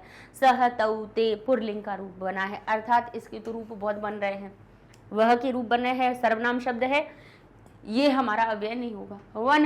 वन शब्द हमारा संज्ञा है, संज्ञा सर्वनाम कभी अव्यय होते ही नहीं है, मतलब किसी का नाम होगा तो वो जो नाम होते हैं ना, वो तो कभी आपके अव्यय हो ही नहीं सकते, क्योंकि उनमें तो सारे कारक चिन्ह जुड़ जाते हैं, कि कहें कि लड़के ने, लड़के को, लड़के के लिए, लड़के से, भाई उसका सारी तरह से प्रयोग हो सकता है, इसलिए रूप भी परिवर्तित होगा प्रयोग होगा तो इसलिए वो हमारा अव्यय नहीं बनता है। जालम, जाल शब्द भी भाई नाम है। विस्तीर्य, यहाँ पे क्या हो रही है भाई, विस्तारित करके क्रिया हो रही है, तो इसके भी रूप हमारे बन रहे हैं। अब यहाँ पे गृहम, घर की भी बात हो रही, तो घर में भी भाई विभक्तियां लगती हैं, गृहम, गृही, गृहाणी, इसके भी रूप परिवर्तित होते हैं। यहाँ पे गम धातु गतवान हो रही है, आगतवान हो रही है, गतवान हो रही है, जाने आने की कितने रूप बदल रहे, अपन ने गच्छति, गच्छतः, गच्छन्ति, अगर केवल तिगंत प्रत्यय देखें तो 180 तरह की रूप बनती है गम धातु। फिर इसके बाद अगर फिर ये प्रत्यय इक्तवतु, इक्त प्रत्यय लगाना शुरू करूँ तो अलग रूप, कितने रूप बदल रहे हैं, बहुत ही बदल रहे हैं भाई, तो ये तो अव्यय हो ही नहीं सकते, जो अपने रूप परिवर्तित करें वो नहीं हो सकते हैं। लेकिन एकदा यानी एक बार, एकदा यानी एक बार, अब ये एक बार शब्द कहीं पे भी लगा के रख दोगे ना, वो नहीं बदलने वाला, तो ये है अव्यय। ठीक है, पढ़ाए हैं हमने व्याकरण, इसीलिए पहले पढ़ाई है। अब ऐसे ही देखिए, प्रातः काले यदा चंचलः वनम गतवान तदा स दृष्टवान। प्रातः काले यानी प्रातः काल में, प्रातः काल में, यदा यानी जब। अब यहाँ पे जो प्रातः शब्द है वो भी क्या बन रहा है हमारा, अव्यय। यदा यानी जब, तदा यानी तब, तो ये हमारे क्या बन गए, अव्यय बन गए। अब लिखा है यत तीन की, यत का अर्थ क्या होता है, कि। उसने कहा कि जो बनता है ना जोड़ने वाला हिंदी में, वो होता है यत। तेन विस्तारित जाले एकः व्याघ्र बद्ध आसीत, यानी तुम्हारे द्वारा, तेन विस्तारित, तुम्हारे द्वारा विस्तारित जाल में एक व्याघ्र बध गया, बद्ध आसीत बन गया था। तो यहाँ पे भाई तीन में विभक्ति लगी है तृतीया, ये भी नहीं है। विस्तारित किए गए जाल में, ये इसमें भी सप्तमी, इसमें भी सप्तमी। यहाँ पे एकः व्याघ्र, सब में हमारी विभक्तियां लगी हुई दिख रही हैं, विसर्ग लगे हैं, रूप परिवर्तित हो रहे हैं, आसीत अस धातु के रूप बने हैं, तो हमारा यत यहाँ पे अव्यय बन गया।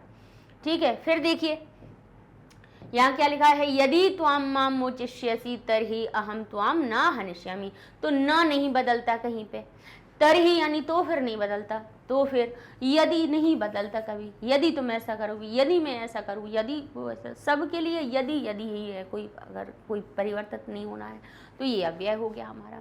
वस्तुतः यानी वैसे तो, हम कहते हैं वास्तव में तो वस्तुतः सर्वम स्वार्थम समीयते, वस्तुतः वास्तव में तो स्वार्थ तो सभी में समाहित होता है, सभी स्वार्थी होते हैं। ठीक है, तो वस्तुतः यहाँ पे अव्यय हो गया। का वार्ता, क्या बातचीत है, क्या बात है। माम अपि विज्ञापय, मुझको भी बताओ। तो यहाँ पे भाई ज्ञा धातु है तो इसके रूप बदल रहे हैं। माम शब्द हमारा अस्मद से आया है, रूप बदल रहे हैं। का जो शब्द आया है किम का शब्द रूप है, वार्ता के रूप बदल रहे हैं। तो हमारा उत्तर क्या बन गया, अपि अकेला अव्यय ऐसा है जो रूप अपने नहीं बदल रहा है।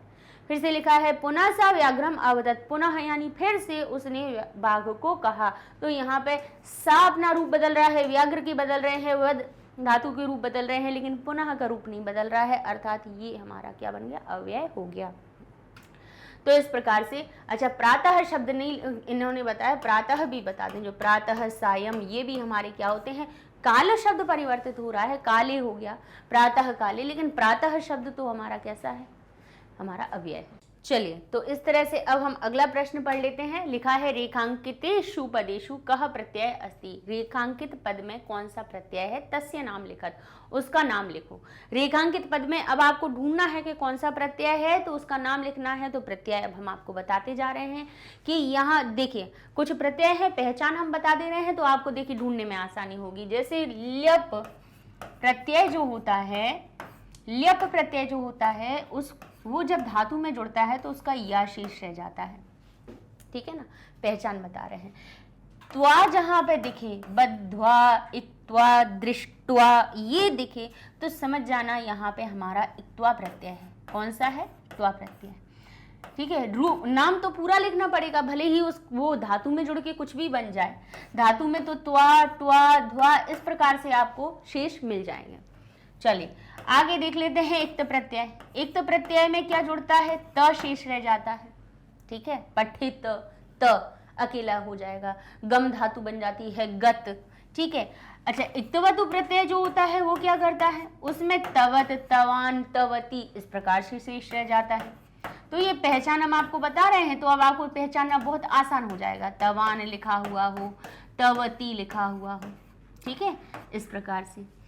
चलिए और भी बता देते हैं। एक आता है हमारा तुमुन प्रत्यय। तुमुन प्रत्यय क्या करता है, किसी धातु में जुड़ता है तो तुम शेष रह जाता है। एक आता है हमारा अनियर प्रत्यय। अनियर और तुमुन प्रत्यय करते क्या है, चाहिए का अर्थ बताते हैं। इसमें क्या होता है, र का लोप हो जाता है, अनीय शेष बच जाता है, पठनीय, गमनीय इस प्रकार से, ठीक है। तो अब आपको देख के तो समझ में आ ही रहा होगा कि विस्तीर्य। और ल्यप लकार में ध्यान रखिएगा कि जब धातु के अंत में या लगा हो तो धातु के पहले देखना कि कहीं उपसर्ग तो नहीं लगा है, क्योंकि उपसर्ग जब तक नहीं होगा तब तक ल्यप लकार नहीं आता है। मतलब मूल धातु के पहले उपसर्ग होता है फिर ल्यप आता है, नहीं तो इक्त्वा लगा देते हैं कर और कर के का अर्थ जोड़ने के लिए। तो यहाँ अब आप बताते जाइए, बताइए यह शेष है तो कौन सा प्रत्यय है इसमें हमारा, ल्यप प्रत्यय। तवान शेष से बताइए किसमें आएगा, इक्तवतु प्रत्यय। धह, बद्धह हमने कहा था, जहां पे त, पठत, पठतः इस प्रकार से तह शेष बचा हुआ हो, पठितः लिखा हुआ हो, बद्धह लिखा हुआ हो, क्योंकि द जो हमारा ता होता है आगे वाले जो हमारा रूप होता है, जैसे बद धातु होती है, बद धातु होती है, उसका प्रयोग हो जाता है तो बत्तह नहीं कहते हैं हम उसको, बद धातु को बांधने वाले को बद्धह बना देते हैं, ठीक है ना। तो ये इसमें थोड़ा परिवर्तन होता है। तो इसमें हमारी कौन सी प्रत्यय हुआ, इसमें इक्त प्रत्यय हुआ, ठीक है। अब आनीय, तो अनीय शब्द मिल रहा है इसमें, आनीय यानी कौन सा प्रत्यय आया बताइए, ला करके। अब अनियर प्रत्यय में अनिय पूरा आना चाहिए था, अगर इसमें मान लीजिए हमने कहा ये अनिय दिख रहा है, अनियर प्रत्यय का है, मान लीजिए हमने कह दिया, ठीक है। लेकिन अगर हम इसमें से अनिय निकाल दें तो एक अशेष रह जाएगा, बाकी के अनियर प्रत्यय हो जाएगा, ठीक है। अनियर प्रत्यय का अनिय अगर निकाल दें तो हमारे पास बच क्या रहा है, फिर केवल अ बच रहा है। तो आ का अर्थ क्या निकलेगा, कुछ भी नहीं निकलेगा। अकेले आ का अर्थ क्या निकलेगा भाई, बात तो ये होती है कि ये सभी क्रियाएं कहाँ जुड़ती हैं हमारी, ये सभी जो प्रत्यय होते हैं क्रियाओं में जुड़ते हैं। तो अगर भाई हमारा जैसे ये लिखा हुआ है कि पठितुम, ठीक है, तो अगर हम इसके तुमन प्रत्यय को हटा भी दें, ई को हटा दें, तो हमारे पास धातु तो हमें मिलनी चाहिए कि नहीं मिलनी चाहिए। तो कह रहे हैं हमें तुम यहाँ तो आ मिल रहा है, आ कोई धातु होती है, नहीं होती है, अर्थात अनिय दिख रहा है तो इसको अनियर नहीं समझ लीजिएगा। तो हम क्या कहेंगे, तो कहेंगे अनियर नहीं है, तो यह कहाँ पे मिलता है, तो ल्यप मिलता है। तो कह रहे हैं हाँ, या तो अब हमें समझ में आ रहा है, क्योंकि नी धातु होती है जिसका अर्थ होता है ले जाना, आ उपसर्ग लग जाने से उसका अर्थ होता है लाना, और यह जो होता है वो ल्य प्रत्यय से कर और करके का अर्थ जोड़ देगा। देखिए इस 3 अक्षरों में आ उपसर्ग है, नी धातु है और यह इसमें प्रत्यय है, तो आनीय शब्द बना है, यानी ला कर के, ठीक है ना। तो ये आनीय बन गया। तो यहाँ पे कौन सा है हमारा, ल्यप प्रत्यय, क्योंकि आनीय देख के तो सबसे बच्चे पहले कहेंगे कि अनियर प्रत्यय है, नहीं है, ठीक है। अब देखिए जैसे हमने कहा पठनीय गमनीय, ठीक है, यहाँ लिख दिया हमने पठनीय। अब यहाँ पे अनीय हमें शेष मिल रहा है क्योंकि अ इसमें है और नीय शेष लगा हुआ है। अगर हम इसमें से अनियर को हटा दे तो पठ धातु में शेष तो मिलनी चाहिए ना, लेकिन यहाँ तो अनियर हटाने से अ बच रहा था, अ कोई धातु होती नहीं है इसलिए अनियर नहीं है। भाई प्रत्यय को हटा के देख लो कि इसके बाद कोई हमारी धातु में बच रही कि नहीं बच रही है। अब वो त्वा लगा है तो एक त्वा प्रत्यय, ठीक है, तुम है तो तुमन प्रत्यय। फिर से देखिए यह शेष है, कहाँ का आ गया, ल्यप प्रत्यय का, क्योंकि उपसर्ग भी है, गम धातु है, ल्यप प्रत्यय है, तो उपगम्य हो गया। तो इस तरह से ये पहचान लिख लीजिए जिससे कि आसानी हो जाए आपको पढ़ने में। और ये आपके क्या हो गए, लीजिए प्रत्यय ल्यप हो गया, इक्तवतु हो गया, इक्त हो गया, ल्यप हो गया। यहाँ पे थोड़ा सा हम इनको रेखांकित कर देते हैं जिससे कि आपको इनको पढ़ने में आसानी हो जाए। इनकी अपन ने पिछली स्लाइड पर किए हुए थे, इनके हमने आपको रूप बता दी कि इन में ये वाले प्रत्यय लगे हुए हैं, ठीक है। चलिए अगला प्रश्न पढ़ लेते हैं।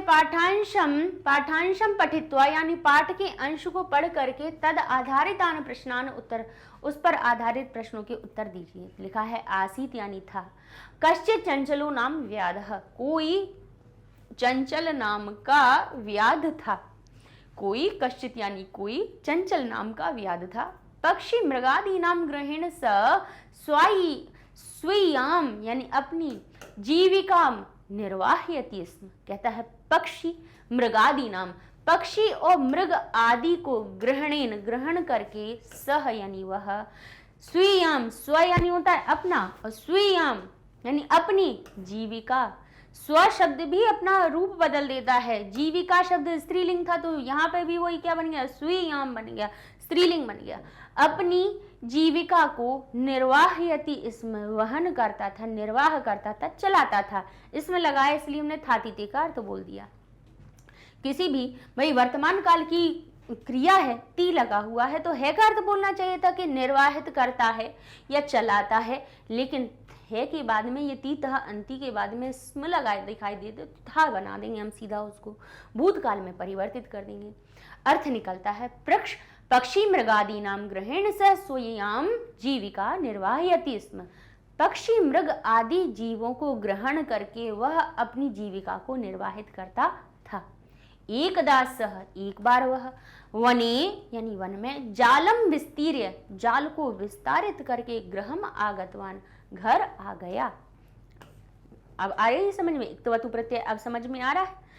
हमने देखिए इसीलिए हमने वो थोड़ा सा टाइम लगा, लेकिन हमने इसलिए इक्तवतु और इक्त प्रत्यय को थोड़ा सा स्पष्ट कर दिया आपको कि अब कहीं पे दिखेगा तो आपको ज़्यादा समस्या नहीं आएगी, ऐसा नहीं लगेगा कि ये हम क्या पढ़ रहे हैं, यही क्रिया का रूप क्यों बदल रहा है, अगर छत प्रयोग क्यों नहीं किया है, गतवान क्यों किया है। इसलिए इक्तवतु प्रत्यय है, भूतकालिक हम प्रत्यय है, प्रयोग कर सकते हैं इसका। यानी एक बार वह जाल में, जाले वने, वन में सप्तमी विभक्ति इसलिए हमने मैं का अर्थ बोला, वन में, जालम यानी जाल को द्वितीय विभक्ति को का अर्थ बोला, विस्तीर्य फैला कर के, यह लगा है लिया प्रत्यय, कर और करके का अर्थ, गृहम आगतवान घर आ जाता है, घर आ गया। अन्यस्मिन दिवसे, अन्य किसी दिन पर या अन्य किसी दिन में, प्रातः काले सुबह के काल में। देखिए प्रातः शब्द अव्यय है, प्रातः काल पूरा अव्यय नहीं होता है, प्रातः शब्द जो होता है उसका अर्थ होता है सुबह, वो हमारा क्या होता है, प्रातः शब्द बनता है अव्यय, लेकिन काल शब्द नपुंसकलिंगवाची है, कालम तरह रूप बनेंगे उसके, तो काले शब्द में सप्तमी विभक्ति है। प्रातः काल पर अगर आपसे अव्यय पूछा जाए प्रातः काल में, तो प्रातः हमारा क्या है, अव्यय है, लेकिन काल अव्यय नहीं है। प्रातः काले यदा, प्रातः काल में जब, चंचलः वनम गतवान, जब चंचल वन में गया, तदा सह दृष्टवान, तब उसने देखा। ठीक है, सभी में वही आ रही है हमारी तवान तवान वाली क्रियाएं।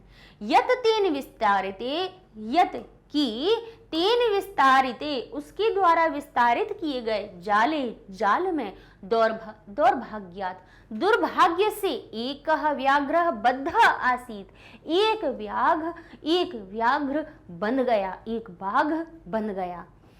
सो अचिंत्यत, अब ये जो सो अचिंत्यत शब्द है कहां से मिलकर बना है? सह अचिंत्यत शब्द से, सह अचिंत्यत, क्योंकि यहाँ पे उत्व संधि का नियम लगा हुआ है, विसर्ग हमारा ओ की मात्रा में परिवर्तित हुआ, और कहीं पर भी आपको ये अवग्रह का चिन्ह हो तो उसको आप आ में परिवर्तित करके अपनी धातु या अपना मूल शब्द बना लीजिएगा। तो इसका मूल रूप बना सह अचिंत्यत, उसने सोचा। सह का अर्थ वह भी होता है, और क्योंकि प्रथमा विभक्ति में सह बनता है तो उसमें हम नेकार्थ भी जोड़ देते हैं, तो हम वह ने ना कह के हम हिंदी में कहते हैं उसने सोचा। व्याघ्र माम खादिष्यति, व्याघ्र मुझको खा जाएगा, अतएव इसीलिए पलायनम करणीयम।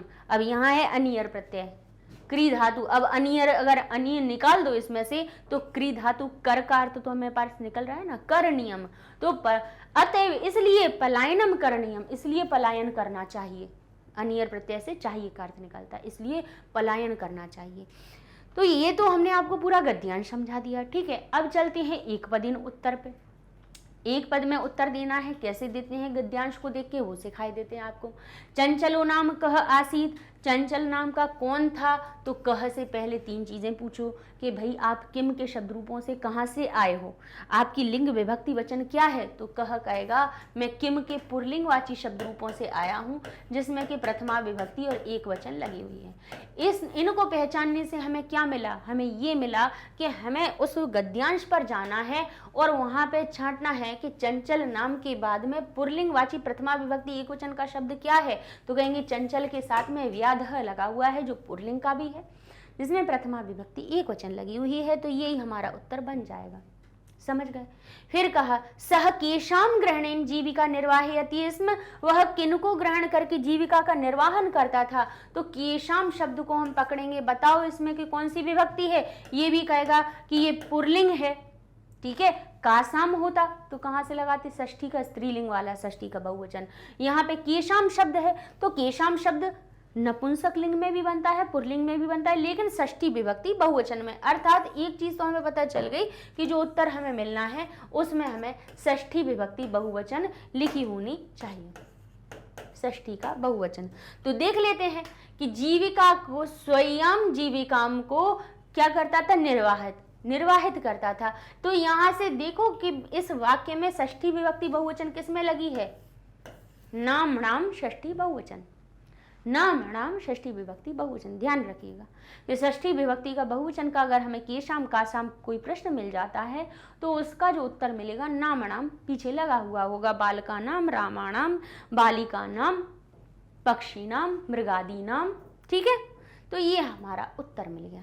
ऐसे अपन को प्रश्न के उत्तर ढूंढने हैं, कोई कठिन बात नहीं होती है, वहीं गद्यांश में ही लिखे हैं, बस थोड़ा सा हमें अपनी सही तरह से, बुद्धि तो है लेकिन उसको सही तरह से चलाने की समस्या आ जाती है कि किस दिशा में चलाना है। सो हम बता रहे हैं कि उस दिशा में चला लो, आपको सरल लगने लगेगी संस्कृत।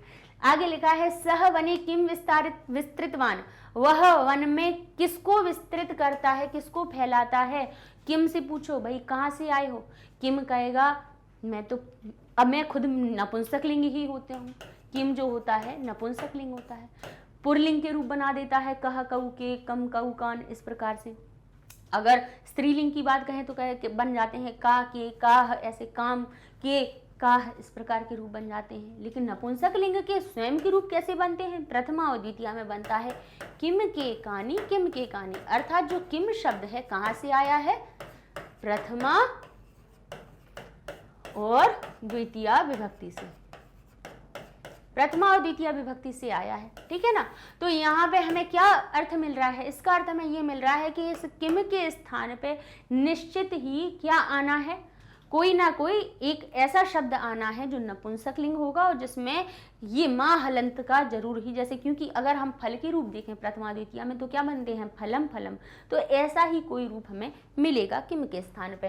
तो यहाँ से हम देख लेते हैं कि क्या करता है, एक दह स बने विस्तीर्य ग्रहम आगतवान, विस्तृत करके आ जाता है। तो क्या विस्तृत करा उसमें, इधर से इधर तक देख लो, विस्तृत धातु जो हो रही है, विस्तृत करने का काम जो हो रहा है उसमें ऐसा कौन सा रूप दिख रहा है जो यहाँ पे प्रथमा या द्वितीया नपुंसक लिंग का रूप बना रहा हो, तो जाल बना रहा है, जालम। सह नहीं है, वने नहीं है, सह में प्रथमा है, वने में हमारी कौन सी है, सप्तमी है, और दोनों ही प्रथमा द्वितीया में दिख नहीं रहे हैं, नपुंसक लिंग थोड़ी ना है, सह तो पुल्लिंग है। तो इस तरह से ये हमारा जालम। अब अच्छा, ग्रहम शब्द तो है इसमें, ये फलम जैसा बन रहा है, लेकिन विस्तृत करके क्या वो फल को ग्रह को आया नहीं, जाल को विस्तृत किया ना, तो यहाँ पे हमारा जालम शब्द सही उत्तर बन जाएगा। ठीक है, आगे लिखा है व्याघ्र कस्मिन बद्ध, व्याघ्र जो होता है वो किस में बंध जाता है। अब कस्मिन शब्द से पूछो भाई कहाँ से आए हो, तो ये कहेगा मैं तो किम के शब्द रूपों से आया हूँ जिसमें पुरलिंग और नपुंसक लिंग की सप्तमी विभक्ति का एक वचन लगा हुआ है, सप्तमी का एक वचन लगा है। तो इसने ये कह दिया कि आप ऐसा शब्द ढूंढो जिसमें सप्तमी का एक वचन लगा हुआ हो। तो देख लेते हैं हम, तो देखिए अब इसमें हम देखेंगे कि व्याघ्र बद्ध आसीत, बाघ बंध गया था। अब कहाँ बंध गया था, तो यहाँ से यहाँ तक देख लो जहां से उसका वाक्य शुरू हुआ है कि कहाँ बन गया था, तो सह दृष्टवानियत, उसने देखा कि तेन विस्तारित उसके विस्तारित किए हुए जाल में। अब विस्तारित शब्द में भी एक ही मात्रा है, यानी यहाँ पे भी सप्तमी है और जाले में भी सप्तमी है, लेकिन पद में तो हमें एक ही में देना है। तो क्या करें, तो उसके लिए ये कर सकते हैं कि विस्तारित जाले, फैलाए हुए जाल में, बिखेरे हुए जाल में। तो संज्ञा क्या है, इसमें हमने विशेषण विशेष आपको सिखाए हैं कि जैसे कहा हमने कृष्ण अश्व श्वेत अश्व, जिसका अर्थ हुआ सफेद घोड़ा। तो अगर पूछे कि किस प्रकार का घोड़ा, तब तो आगे आप उत्तर दोगे कीदृश अश्व, तो आप कहोगे श्वेत अश्व। तो कीदृश के स्थान पे तो आप क्या कहोगे, श्वेत का प्रयोग कर दोगे। लेकिन वहीं कहें कि श्वेत कह, श्वेत कौन है, तब आप उसका उत्तर बताओगे, क्योंकि किम के जो शब्द रूप होते हैं, ध्यान कीजिएगा, किम के जो प्रश्नवाचक शब्द हैं वो संज्ञा के लिए होते हैं और कीदृश के जो उत्तर आएंगे वो विशेषण के आएंगे। तो यहाँ पे विस्तारित शब्द विशेषण बन रहा है। अगर कीदृशे लिखा हुआ होता, विशेषण की अगर बात पूछी जा रही होती तो कीदृशे लिखा हुआ होता, कीदृशे जाले लिखा हुआ होता तो आप कहते विस्तारित जाले। लेकिन कस्मिन लिखा हुआ है, किम का शब्द रूप है, तो हमें विशेषण से कोई लेना देना नहीं है कि विशेषण में सप्तमी लगी है तो लगी रहे, हम तो जाल की सप्तमी विभक्ति को पकड़ेंगे, संज्ञा को पकड़ेंगे, विशेष्य को पकड़ेंगे। ठीक है, तो यहाँ पे सप्तमी विभक्ति एक वचन किस में मिल रही है, हमें जाल में मिल रही है, तो जाले हमारा सही हो जाएगा कि व्याघ्र कस्मिन बद्ध, किस में बंध गया था, जाले, जाल में। अगर इतना भी आपको ऐसे लगे तो सिंपल सी बात है, आप समझ लीजिए कि व्याघ्र कस्मिन बद्ध, बाघ किस में बंध गया, तो कस्मिन से आपको पता चल गया जो उत्तर आना है उसमें सप्तमी विभक्ति एक वचन लगानी है। तो जाल शब्द आप कहोगे किस में बना था, जाल में बना था। जाल अकारांत शब्द है, उसमें सप्तमी लगाओगे तो वन वने बन जाता है, बालक बालके बन जाता है, फल फले बन जाता है, तो जाल जाले बन जाएगा, उत्तर बन जाएगा। ठीक है, चलिए अगला प्रश्न देखते हैं, पूर्ण वाक्येन उत्तरत। पूर्ण वाक्य को उत्तर देख लेते हैं। व्याध कदा व्याघ्रम जाले बद्धम दृष्टवान। अब पूर्ण वाक्य में आपको उत्तर देना है कि व्याध ने कब, कदा यानी कब, प्रश्न को पढ़ना सीख लीजिए तो उत्तर आपको जल्दी मिल जाएंगे। व्याध यानी शिकारी ने कदा, कब, व्याघ्र को जाल में बधा हुआ देखा, कब देखा, तो आप वहां से ले लेंगे अन्यस्मिन् दिने दिवसे, अन्यस्मिन् दिवसे प्रातः काले यदा चंचलः वनं गतवान् ततः स दृष्टवान् यत् तेन विस्तारिते जाले दौर्भाग्यात् एकः व्याघ्र बधः आसीत्। आप पूर्ण वाक्य में तो कोई अब टेंशन नहीं, आप लिख सकते हो आराम से। ठीक है, अब आगे लिख सकते हैं, व्याघ्र बद्ध दृष्ट्वा व्याध किम अचिंत्यत। व्याघ्र को बंधा हुआ देखकर व्याध क्या सोच रहा था, तो यहां से बता दीजिए कि उसने क्या सोचा। सह अचिंत्यत, उसने सोचा, व्याघ्रमं खादिष्यति अतएव पलायनम करणीयम। इस प्रकार से ये हमारा उत्तर बन जाता है। चलिए अब देखते हैं भाषिक कार्य। भाषिक कार्य क्या होता है? भाषा से जुड़े हुए कार्य।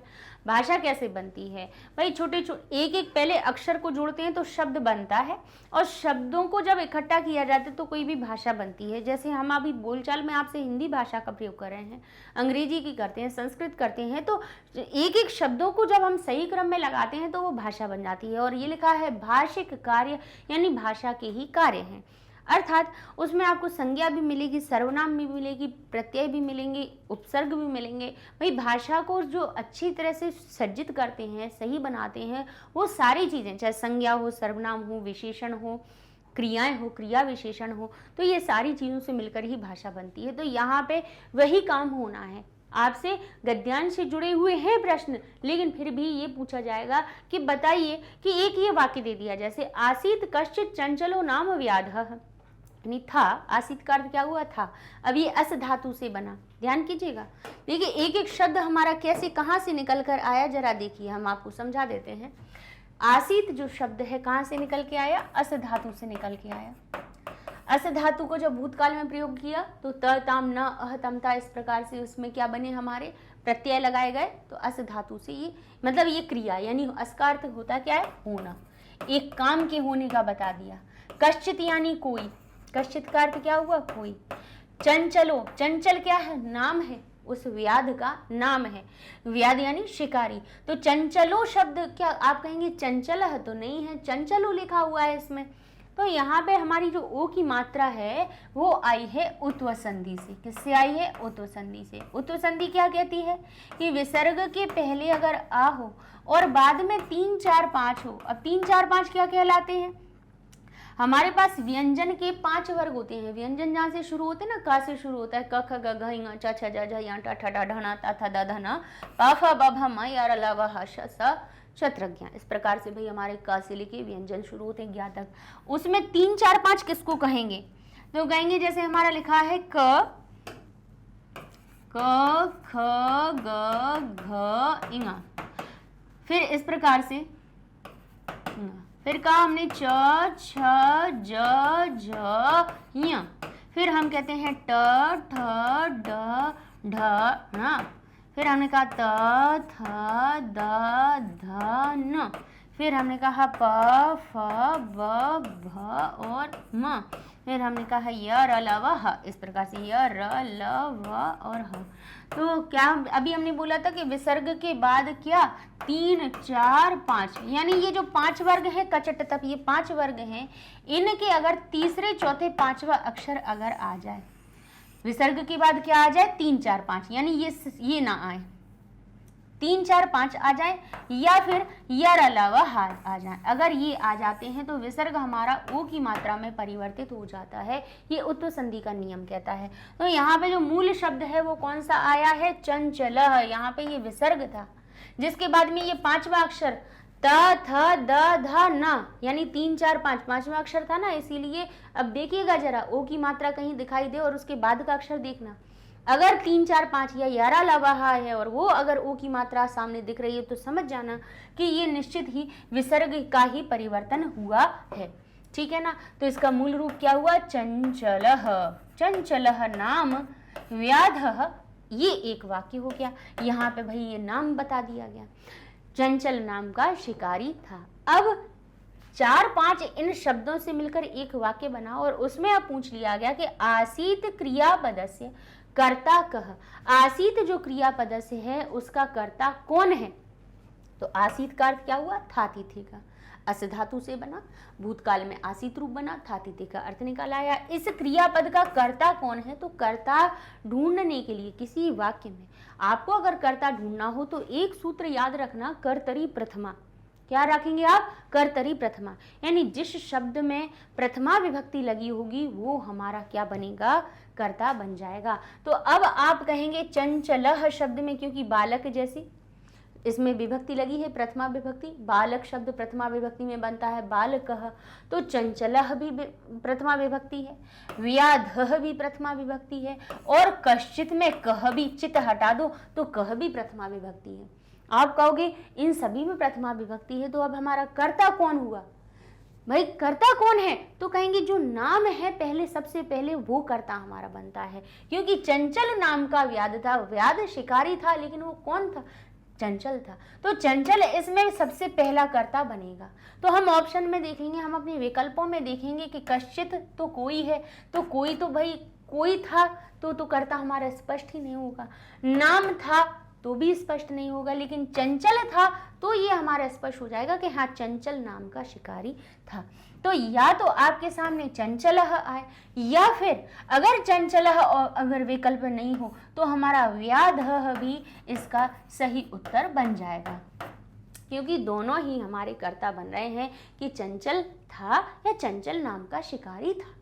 ठीक है, तो इसके हमारे इस पद में से अगर इस वाक्य में से ढूंढने का कहें, और अगर आपको ऑप्शन ना दिए हो तो आप यहाँ पे व्याधः को भी सही लिख सकते हैं, चंचलः को भी लिख सकते हैं और व्याधः को भी लिख सकते हैं। ठीक है, चलिए ये समझ में आया। ये होते हैं हमारे भाष्यकार, यानी कर्ता पूछ लिया, कर्ता में से क्रिया पूछ लें। इसी वाक्य में कह दिया जाए कि बताइए अस्मिन् वाक्य कि आसीत कश्चित चंचलो नाम व्याधः, अस्मिन् वाक्ये क्रियापदम किम, क्रिया कौन सी हो रही है, काम कौन सा हो रहा है? तो आप कहोगे जहाँ पे तिगंत प्रत्यय लगे हों, यानी तीतः अंति सीथा था जो धातु रूप बनते हैं उनमें क्या प्रत्यय लगते हैं?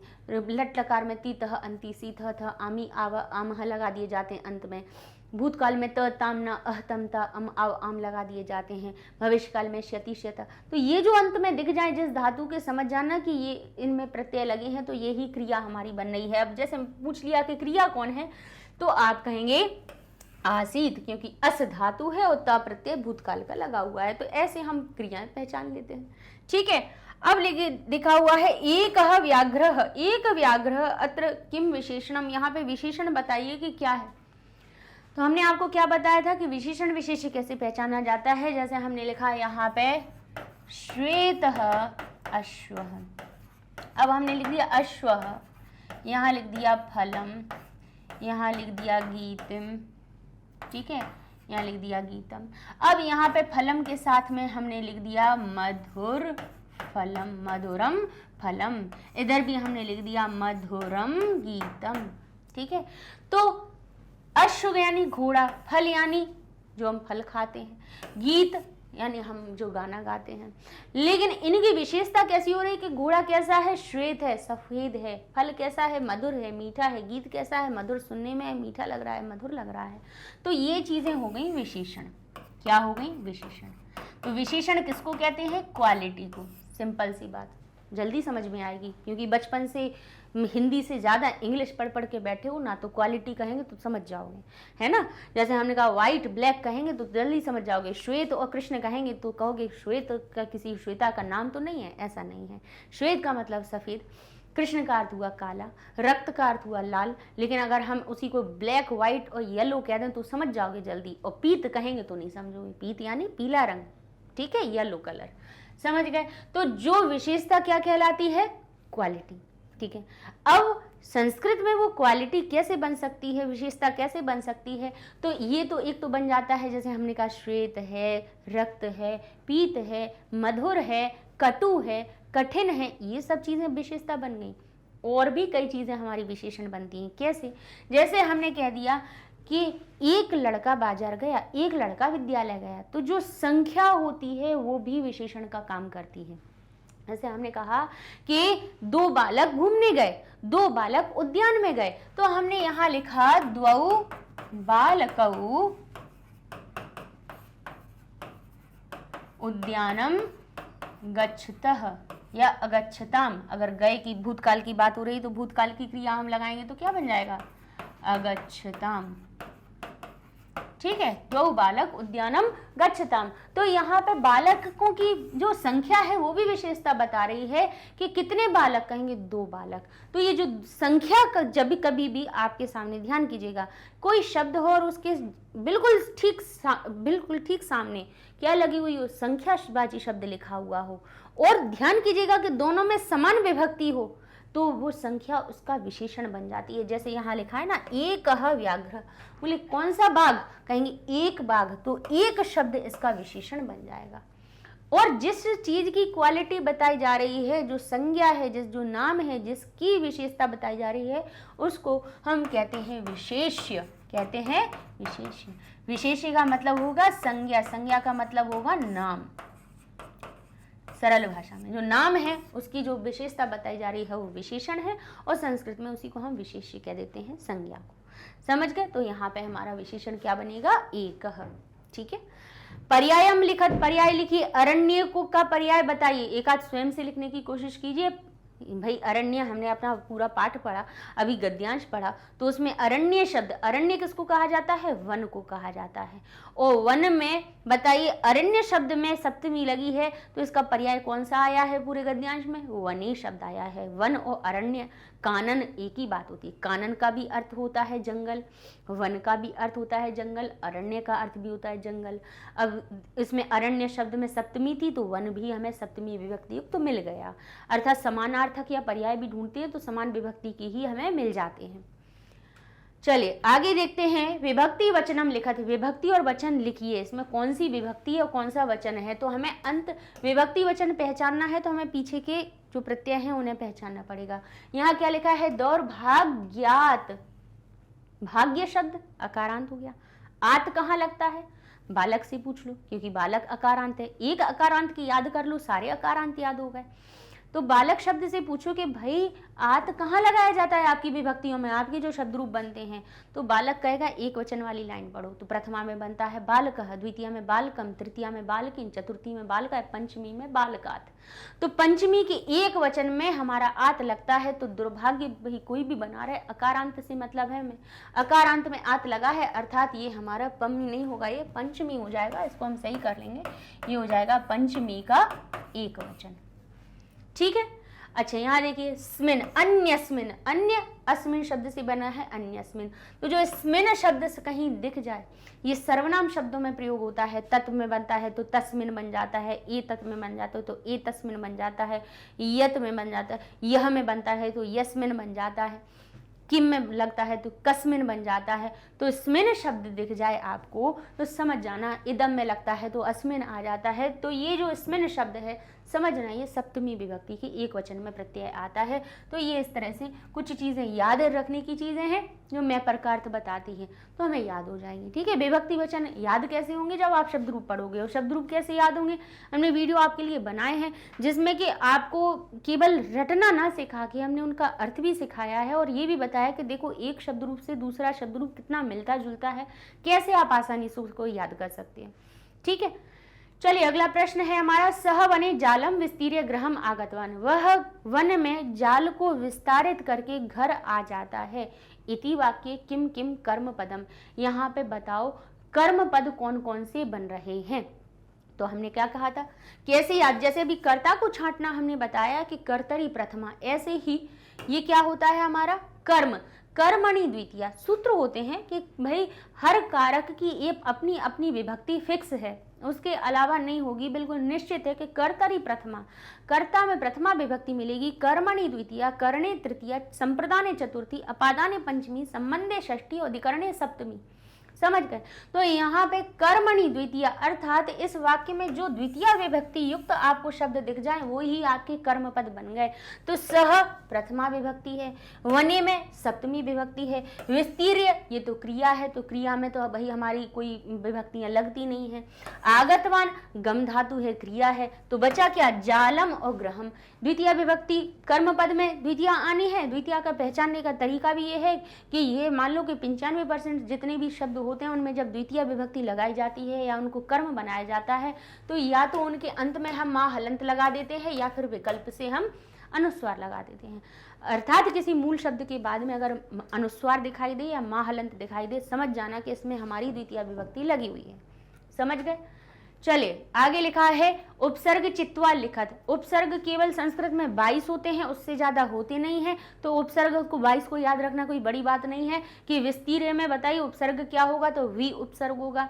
निवार्यति जो लिखा हुआ है तो निर इसमें लगा हुआ है, तो चाहे आप निर कह दीजिए उसको या निहि कह दीजिए, ये उपसर्ग होता है हमारा। आगे लिखा है आगतवान में तो गम धातु गत से शुरू होती है, तो आगतवान में आ हमारा उपसर्ग लगा दिया गया है।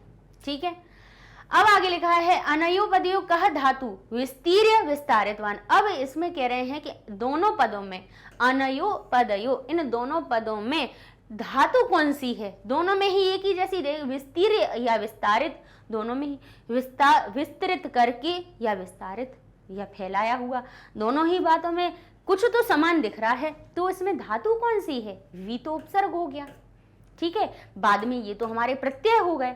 तो मूल धातु क्या बची है? स्तर है क्या मूल धातु? स्त्री है या विस्त्री है? तो मूल धातु है स्त्री, स्त्री धातु है। उसमें जब वी उपसर्ग होता है तो विस्त्री बन गया, और उसमें फिर भाई हमने कौन सा ल्यप लगाया तो विस्तीर्य बन गया, ठीक है। और विस्तारित जब इक्त प्रत्यय तो विस्तारित हो गया। तो ये इस प्रकार से ये हमारे रूप बन जाते हैं, ठीक है। चलिए अगला प्रश्न पढ़ते हैं। लिखा है पूर्ण वाक्येन अधोदत्तान प्रश्नान उत्तरत। पूर्ण वाक्य के द्वारा नीचे लिखे हुए प्रश्नों के उत्तर लिखिए। लिखा हुआ है जाले बद्ध व्याघ्रम व्याधम किम अवदत। जाल में बंधा हुआ व्याघ्र व्याध को क्या कहता है? अब आपको पाठ में से उत्तर देने हैं, ठीक है। गद्यांश से जुड़े हुए थे तो वो हमने आपको बता दिए। अब पाठ में से आप बताइए कि जाल में बंधा हुआ व्याघ्र बाघ को, जो व्याघ्र था, बाघ था, वो व्याध को यानी शिकारी को किम अवदत। किम अवदत शब्द किससे मिलकर बना हुआ है? किम और अवदत से, यानी क्या कहता है या क्या कहा उसने, ठीक है।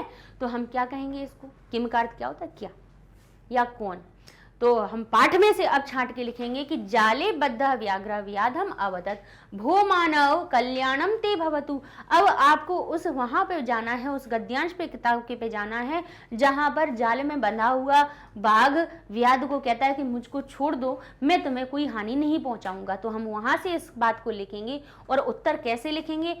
अब जैसे कहा जाए कि बताइए इसने इसको क्या कहा, तो आप उत्तर किस प्रकार से लिखेंगे ये भी हम आपको सिखाते हैं। आप कहेंगे जाले बद्ध व्याघ्र व्याधम किम को हटाएंगे और कहेंगे जाले बद्ध व्याघ्र व्याधम अवदत यत, या तो यत लिख दीजिए, कहता है कि।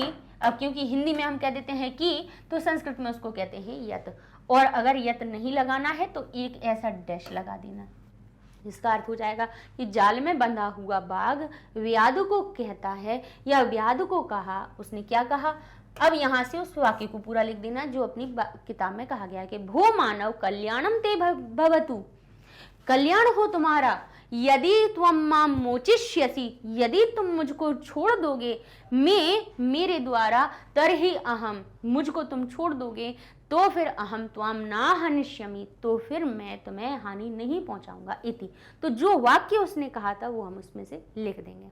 चलिए आगे प्रश्न लिखा हुआ है जनाह नदी जले किम किम कुर्वन्ति। लोग नदी जल में क्या क्या करते हैं? तो जहां पे नदी ने अपने बारे में सारी बातें बताई हैं उस गद्यांश में से अब आपको लिखना है। आप क्या कहेंगे? जनाह नदी जले स्नानम कुर्वन्ति वस्त्राणि प्रक्षालयन्ति मलमूत्रम आदि च विसर्जन्ति। सब कुछ करते हैं और लेकिन फिर भी क्या करते हैं? सर्वम स्वार्थम समीयते, क्योंकि सब कैसे होते हैं? स्वार्थी होते हैं। अपना काम निकल जाने पे फिर उसको कोई मतलब नहीं है, ठीक है ना। तो हमारा जो गद्यांश है जहां पे नदी ने सारी बातें लोगों के बारे में बताई हैं तो उस गद्यांश को हम उठा के लिख देंगे। पूर्ण वाक्य है इसलिए हम क्या करते हैं, पूर्ण वाक्य में इतनी समस्या नहीं होती है, लेकिन एक पद में हमें अपने प्रश्नवाचक शब्द की विभक्ति देखना बहुत जरूरी होती है। आगे लिखा है जनाह वृक्षेभ्य कथम कष्टम ददाति। लोग वृक्षों को किस प्रकार कष्ट देते हैं? क्या करते हैं? उनका कर्तन करते हैं, उनको काटते हैं। तो आप कहेंगे जनाह वृक्षान, लोग वृक्षों को कुठारे प्रहरते, कुठार के द्वारा, कुल्हाड़ी के द्वारा प्रहरते, प्रहार करके, तेभ्य कष्टम ददाति, उनको कष्ट प्रदान करते हैं। क्या करते हैं? लोग पेड़ों को, अब पेड़ों में को का अर्थ बताना है इसलिए पेड़ एक नहीं है बहुत सारे हैं, तो द्वितीया का बहुवचन लगाया वृक्ष में। देखिए वाक्य हम स्वयं बना सकते हैं, जरूरी नहीं कि हमें हमेशा हर चीज छपी हुई मिले उसी को हम देख के लिखें, हम स्वयं भी तो उत्तर बना सकते हैं। तो आप कहेंगे जनाह यानी व्यक्ति, वृक्षों को तो आप कहेंगे वृक्षान, को का अर्थ द्वितीय विभक्ति से बना देंगे बहुवचन का रूप लगा के। जैसे बालक बनता है बहुवचन में बालकान, तो वृक्ष बन जाएगा वृक्षान। जनाह वृक्षान कुठारई, अब कुठार किसको कहते हैं? कुल्हाड़ी।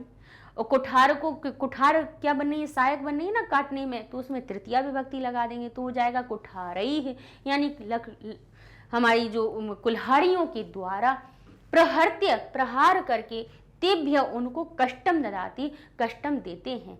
अब जनाह बहुत सारे हैं तो ददती कहेंगे, एक जन होता तो ददाती कहते। ठीक है ना, आगे देखते हैं। चंचल लोम शिकायै किम असूचित, चंचल लोम शिका को क्या सूचित करता है? तो उत्तर हम लिखेंगे व्याध लोम शिकायै असूचयत, लोम शिका को बताता है कि मया अस्य व्याघ्र से प्राणा रक्षिता, मेरे द्वारा इस वाघ के प्राण की रक्षा की गई। परम लेकिन एषः मामेव, यही माम एव मुझको ही खादितुम इच्छति, इसमें खाने के लिए इच्छित है। ठीक है, तो जो बातचीत हुई थी उसको हमने बता दिया।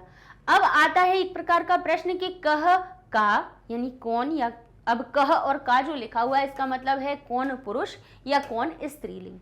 यहाँ पे पुल्लिंगवाची शब्द के लिए कह आया है, दोनों का अर्थ है कौन, क्या या कौन, दोनों का ही अर्थ होता है। कौन किसको कहता है, क्योंकि यहाँ पे भाई जो संवाद हुआ है वहाँ पे वृक्ष का मनुष्य से भी हुआ है, बाघ का भी शिकारी से हुआ है, नदी का भी शिकारी से हुआ है और लोमड़ी का भी शिकारी से हुआ है और बाघ से हुआ है, अर्थात यहाँ पे स्त्री और पुरुष दोनों ही हैं। तो यहाँ पे किसने किसको ये बात कही, ये बात हमें पूछनी है। तो इसीलिए यहाँ लिखा है कह या का, यानी किसने, किसी स्त्री ने या पुरुष ने, या किसी स्त्रीवाची शब्द या किसी पुरुषवाची शब्द ने किसने किसको कहा।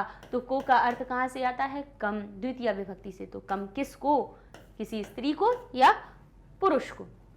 अब हमें बता देना है अब इनके उत्तर किस प्रकार से लिखे जाते, ध्यान कीजिए। कह के स्थान पे हमेशा जो उत्तर आएगा वो प्रथमा विभक्ति में आएगा, और कम में क्योंकि को का भाव आ रहा है इसीलिए हमेशा जब भी कम के स्थान पे या काम के स्थान पे आप जब भी उत्तर लिखेंगे तब उसमें आप द्वितीय विभक्ति लगाएंगे, यानी इसने इसको कहा। ठीक है, चलिए अब लिखा है, पहला वाक्य पढ़ते हैं। यदि त्वं मां मोचिष्यसि तर्हि अहं त्वां न हनिष्यामि, यदि तुम मुझको बाहर निकाल दोगे, मुक्त कर दोगे, तर्हि तो फिर अहम त्वाम मैं तुमको ना हनिष्यामि मैं तुमको हानि नहीं पहुंचाऊंगा। ऐसा किसने किसको कहा था, ऐसा यहाँ पे व्याघ्र ने कहा था। तो व्याघ्र को प्रथमा विभक्ति में बनाएंगे, बनेगा व्याघ्र। किसको कहा था, व्याध को कहा था, तो उसमें हम द्वितीय विभक्ति लगाएंगे तो बन जाएगा व्याधम। ठीक है, आगे लिखें। अहम त्वत्कृते धर्मम आचरितवान, मैंने तुम्हारे लिए धर्म का आचरण किया। ऐसा किसने कहा, ऐसा शिकारी ने बाघ को कहा था। तो हम यहाँ कहेंगे व्याधम, यानी व्याध ने किसको कहा था, व्याघ्र को कहा था, बाघ को कहा था। तो अब वही बाघ जब कर्म बन रहा है तो उसमें द्वितीय विभक्ति लगा के हम लिख देंगे व्याघ्रम, या तो अनुस्वार लगा दीजिए या महलंत लगा दीजिए। मानवः अस्माकं छायायां विरमन्ति, मानव हमारी छाया में ही विश्राम करते हैं। ऐसा किसने किसको कहा था, ऐसा वृक्ष ने शिकारी को कहा था। तो आप यहाँ पे कहेंगे वृक्षाः, वृक्षों ने किनको कहा था, शिकारी को कहा था। तो हम कहेंगे व्याधम, इसमें द्वितीय विभक्ति लगाएंगे। का वार्ता, क्या बातचीत है, माम अपि विज्ञापय, मुझको भी बताओ। ऐसा किसने कहा था, ऐसा लोमड़ी ने शिकारी से पूछा था। तो यहाँ पे आप कहेंगे लोमशिका, आप लिखेंगे यहाँ पे लोमशिका किसको कहती है, व्याध को कहती है। तो यहाँ हो जाएगा व्याधम।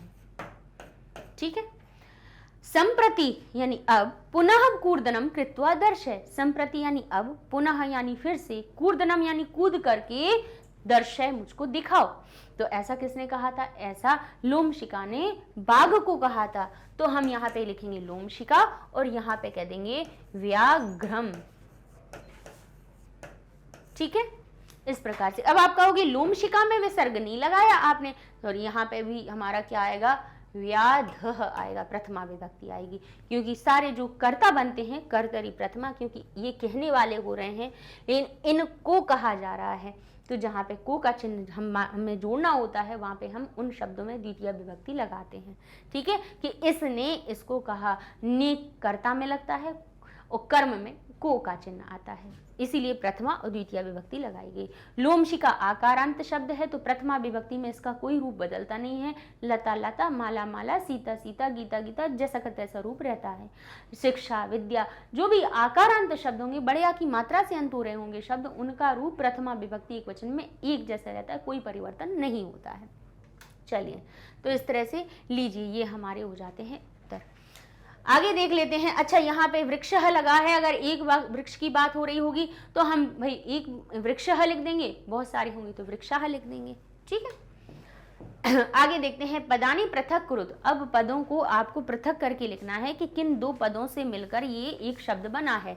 जैसे लिखा है जलमानीय, जलमानीय क्या हुआ, तो जल को पहले हम पद को अलग निकालें और फिर अलग से निकालें तो हमारा क्या बनेगा, जलम आनीय। दो पद से मिलकर बना हुआ है, यहाँ पे जलम शब्द अलग है और आनीय अलग है। दृष्टुम एक क्षति भी पद और क्रिया से मिलकर बना है। दृष्टुम यानी देखने के लिए, एक क्षति क्रिया अलग कर दी गई। आगे लिखा है प्राणम, कहते हैं प्राण भिक्षाम में, तो प्राणम भिक्षाम अलग होगा और इव को हम अलग कर देंगे। समाचरत, सम और आचरत शब्द से मिलकर बना है और एवमेव हमारा एवं और एव शब्द से मिलकर बना है। बाद में कभी भी आपको एव और ऐव दिखाई दे तो सबसे पहले उसमें से एव निकाल देना, इसमें से इव दिखाई दे तो अंत में से इव निकाल देना, ठीक है ना। ऐसे ही अपी भी होता है, अपी भी हमारा अंत में जुड़ा हो, समझ जाना कि अपी प्रत्यय अव्यय को अलग कर दो तो मूल शब्द आपको मिल जाएगा। चलिए, अब लिखा हुआ है संधि विच्छेदम वा कुरुत, या तो संधि कीजिए या विच्छेद कीजिए, क्योंकि ये जो वा शब्द है वो या का अर्थ बता देता है। कह रहे हैं संधि या विच्छेद करो। तो न्यवेद्यत यहाँ पे किससे मिलकर बना हुआ है, शुरुआत में ही जब हम पाठ हमने करवाया था तभी आपको समझाया था कि ये किससे मिलकर बना है, नी और अवेदयत शब्द से मिलकर बना हुआ है। संधि हम करवा चुके हैं। यहाँ देखिए प्राविशत लिखा हुआ है तो प्र में छुपा हुआ अ, इससे मिलेगा, अ से मिलेगा तो अकह सवर्णी दीर्घ, दीर्घ संधि का सूत्र लगेगा तो दो आ मिलकर बड़ा आ बना लेंगे तो ये हमारा हो जाएगा प्राविशत। क्या बन जाएगा, प्राविशत। चलिए, अगला है कहचित। यहाँ पे हमारी सत्व संधि का नियम लग जाएगा। विसर्ग संधि की सत्व संधि लगेगी, विसर्ग के बाद चा छा होने पे विसर्ग श में परिवर्तित हो जाता है तो ये हमारा बन जाएगा कश्चित। आगे लिखा है तदनंतरम, तो तद अनंतरम शब्द हमारा तत् और अनंतरम शब्द से मिलकर बनता है, जहां पे ये हमारा ता अपने तीसरे वर्ण जशत्व संधि के नियम से परिवर्तित हो जाता है। जशत्व संधि पढ़ाई है, जरा देखिएगा, संधियां पढ़ लेंगे आ जाएगा। सो अचिंत्यत, ओ की मात्रा आ गई है, उत्व संधि से बनी है तो ये बनेगा सह और अवग्रह आ में परिवर्तित हो जाएगा तो ये बन जाएगा अचिंतयत, ठीक है। इस तरह से ये हमारी संधि और विग्रह दोनों हो जाते हैं। चलिए, अगला प्रश्न देखते हैं। तो अगला प्रश्न है हमारा अधोदत्तानि वाक्यानि घटना क्रमेण योज्यत। अब आपको नीचे दिए हुए जो वाक्य हैं उनको घटना के क्रम के अनुसार लगाना है कि कौन सी कथा कब हुई है, उसको हम उस क्रम से लगा दें। तो हम सबसे पहले वाक्य पढ़ना शुरू करेंगे। कहानी हम पढ़ा चुके हैं तो अब आप क्रम बताइएगा कि कौन सा क्रम हमारा कब आएगा। व्याधः जालम प्रसारयत, व्याध ने जाल को फैलाया, ठीक है। व्याधः लोमशिकायै निखिला कथाम न्यवेदित, व्याध ने लोमशिखा को सारी कथा बता दी। सर्वः स्वार्थम समीयते, सब कुछ स्वार्थ में समाहित है। सर्वम यानी सभी, सभी में क्या है, स्वार्थ समाहित है, सभी स्वार्थी हैं, ये अर्थ निकल रहा है। सा अवदत, वह कहता है या वह सा अवदत, वह बोली, क्या बोली, बाढ़म यानी फिर से, अहम पुनः पुनः व्याघ्रम जाले बद्धम दृष्टुम इच्छामि, मैं फिर से जाल बाघ को जाल में बंधा हुआ देखने की इच्छा चाह रही हूँ, इच्छा कर रही हूँ। लोमशिका व्याघ्रम अवदत, लोमशिका ने बाघ को कहा, सत्यम तो या भणितम, सत्य ही तुम्हारे द्वारा कहा गया है। लोमशिका अवदत, लोमशिका ने कहा, पुनः कूर्दनम कृत्वा दर्शय इति, फिर से कूद कर दिखाओ। अब देखिए कहीं से कहीं की बात हो रही है कि नहीं हो रही है, तो उसको हम सही क्रम से लगाएंगे। निस्सहाय भूत्वा सह प्राण भिक्षाम एव, प्राण को भिक्षा की भांति अयाचत मांगता है। निस्सहाय होकर वह प्राणों को भिक्षा की तरह मांगता है। व्याघ्र तम वृतांतम दर्शित तुम पुनः जाले प्राविशत, बाघ उसको वृतांत दर्शाने के लिए पुनः जाल में प्रवेश कर जाता है। तो अब यहाँ से तो सब सारी चीजें ऊपर नीचे हैं, तो हम उसको कैसे क्रम में लगाएंगे? सबसे पहले कहेंगे कि व्याध लोमशिकायै, व्याध ने लोमशिका को निखला कथाम निवेदितवान, उसने सारी कथा को सुना दिया। सा अवदत, अब वो बोली, बाणम यानी फिर से, अहम पुनः व्याघ्र जालबद्धम दृष्टुम इच्छामि, मैं फिर से बाघ को जाल में बंधा हुआ देखना चाह रही हूं। तो व्याध जालम प्रसारयत, व्याध ने जाल को फैलाया। व्याघ्र तम वृतांतम दर्शितुम, और व्याघ्र ने क्या किया? उस वृतांत को दर्शितुम दिखाने के लिए पुनः जाले प्रविशत, फिर से जाल में प्रवेश कर दिया। तो लोमशिका अवदत, लोमशिका कहती है, पुनः कूर्दनम कृत्वा दर्शयति, उसने कहा फिर से मुझे कूद कर दिखाओ। तो निस्सहाय भूत, तो फिर जब वो कूदने लगता है तो वो इतना थक जाता है कि वो निस्सहाय हो जाता है। तो निस्सहाय भूत्वा, बिना सहायता का हुआ वह प्राणों को भिक्षा की भांति अयाचित मांगने लगता है। लोमशिका व्याघ्रम अवदत, लोमशिका बाघ को कहती है, सत्यम त्वया भणितम, सत्य तुम्हारे द्वारा कहा गया। सर्वम स्वार्थम समीयते, सब के अंदर स्वार्थ समाहित होता है, सभी में स्वार्थ समाहित होता है। तो ये हमारा इस प्रकार से पूरा घटना के क्रमांक के अनुसार वाक्य बन जाता है। और ये सारे वीडियोस आपको देखिए हमारी मैग्नेट ब्रेन्स वेबसाइट पे आसानी से मिल जाएंगे, क्योंकि जब हम YouTube पे सर्च करते हैं तो बहुत सारी चीज़ें ऐसी होती हैं कि साथ साथ में दिखने लगती हैं, तो जो चीज़ हम देखने जा रहे हैं वो ही ना मिल पाए। लेकिन अब आप ऐप डाउनलोड कर सकते हैं, वेबसाइट पे जा सकते हैं, रजिस्टर फ्री में कर सकते हैं, कोई पैसे तो देना नहीं है, सब्सक्राइब करने के लिए भी चार्ज नहीं लगना है। तो देखिए, आप लिखेंगे magnetbrains.com, कहाँ पे? गूगल पे, तो आपके सामने वेबसाइट का पेज ओपन हो जाएगा। एंटर करेंगे, देखिए तो यहाँ पे English medium, Hindi medium, spoken English, NTSC, olympiad, सारी चीज़ें हैं। जो पढ़ना है वो आराम से पढ़ो। लेकिन अभी आपको इंग्लिश मीडियम के सेक्शन में जाना है, क्योंकि आप उसी में पढ़ रहे हो। तो आपने क्लिक किया तो यहाँ पे क्लासेस दिखी, क्लास 8 पे गए तो क्लास 8 के सब्जेक्ट्स आ गए। यहाँ आपको रुचिरा NCERT भी मिल जाएगी, व्याकरण भी मिल जाएगी। अब NCERT को क्लिक करेंगे तो NCERT की चैप्टर वाइज यहाँ पे लिस्ट मिल जाएगी। आपको लिस्ट मिल गई, यहाँ टेस्ट पेपर भी मिल गए। लेकिन पहले NCERT के सबसे टेस्ट पेपर तब सॉल्व करना, पहले प्रश्न यहाँ से पहले अपने पाठ को पढ़ लेना, ठीक है। उसको जब पूरा समझ लोगे फिर टेस्ट पेपर को डाउनलोड करके खुद भी उसको हल करना, और नहीं आ पाए फिर आप सॉल्यूशन वीडियो पे आना, तो मिला लेना कि कौन सा आपका सही है और कहाँ पर गलती हुई है। तो बहुत आसान है ढूंढना। दुनिया की सारी चीज़ों में से फंसने से अच्छा है, पैसे खर्च करने से अच्छा है कि मैग्नेट ब्रेन्स में फ्री में पढ़ाई कीजिए। और अच्छे से भाई 8वीं कक्षा पास करेंगे तब तो 9वीं में पहुँचेंगे, 10वीं में पहुँचेंगे, और सारी चीज़ें जब फ्री मिल रही हैं तो और कहीं क्यों जाना, ठीक है। मिलते हैं नेक्स्ट वीडियो में, अगले पार्ट के टेस्ट पेपर को सॉल्व करवाएंगे। तब तक के लिए धन्यवाद।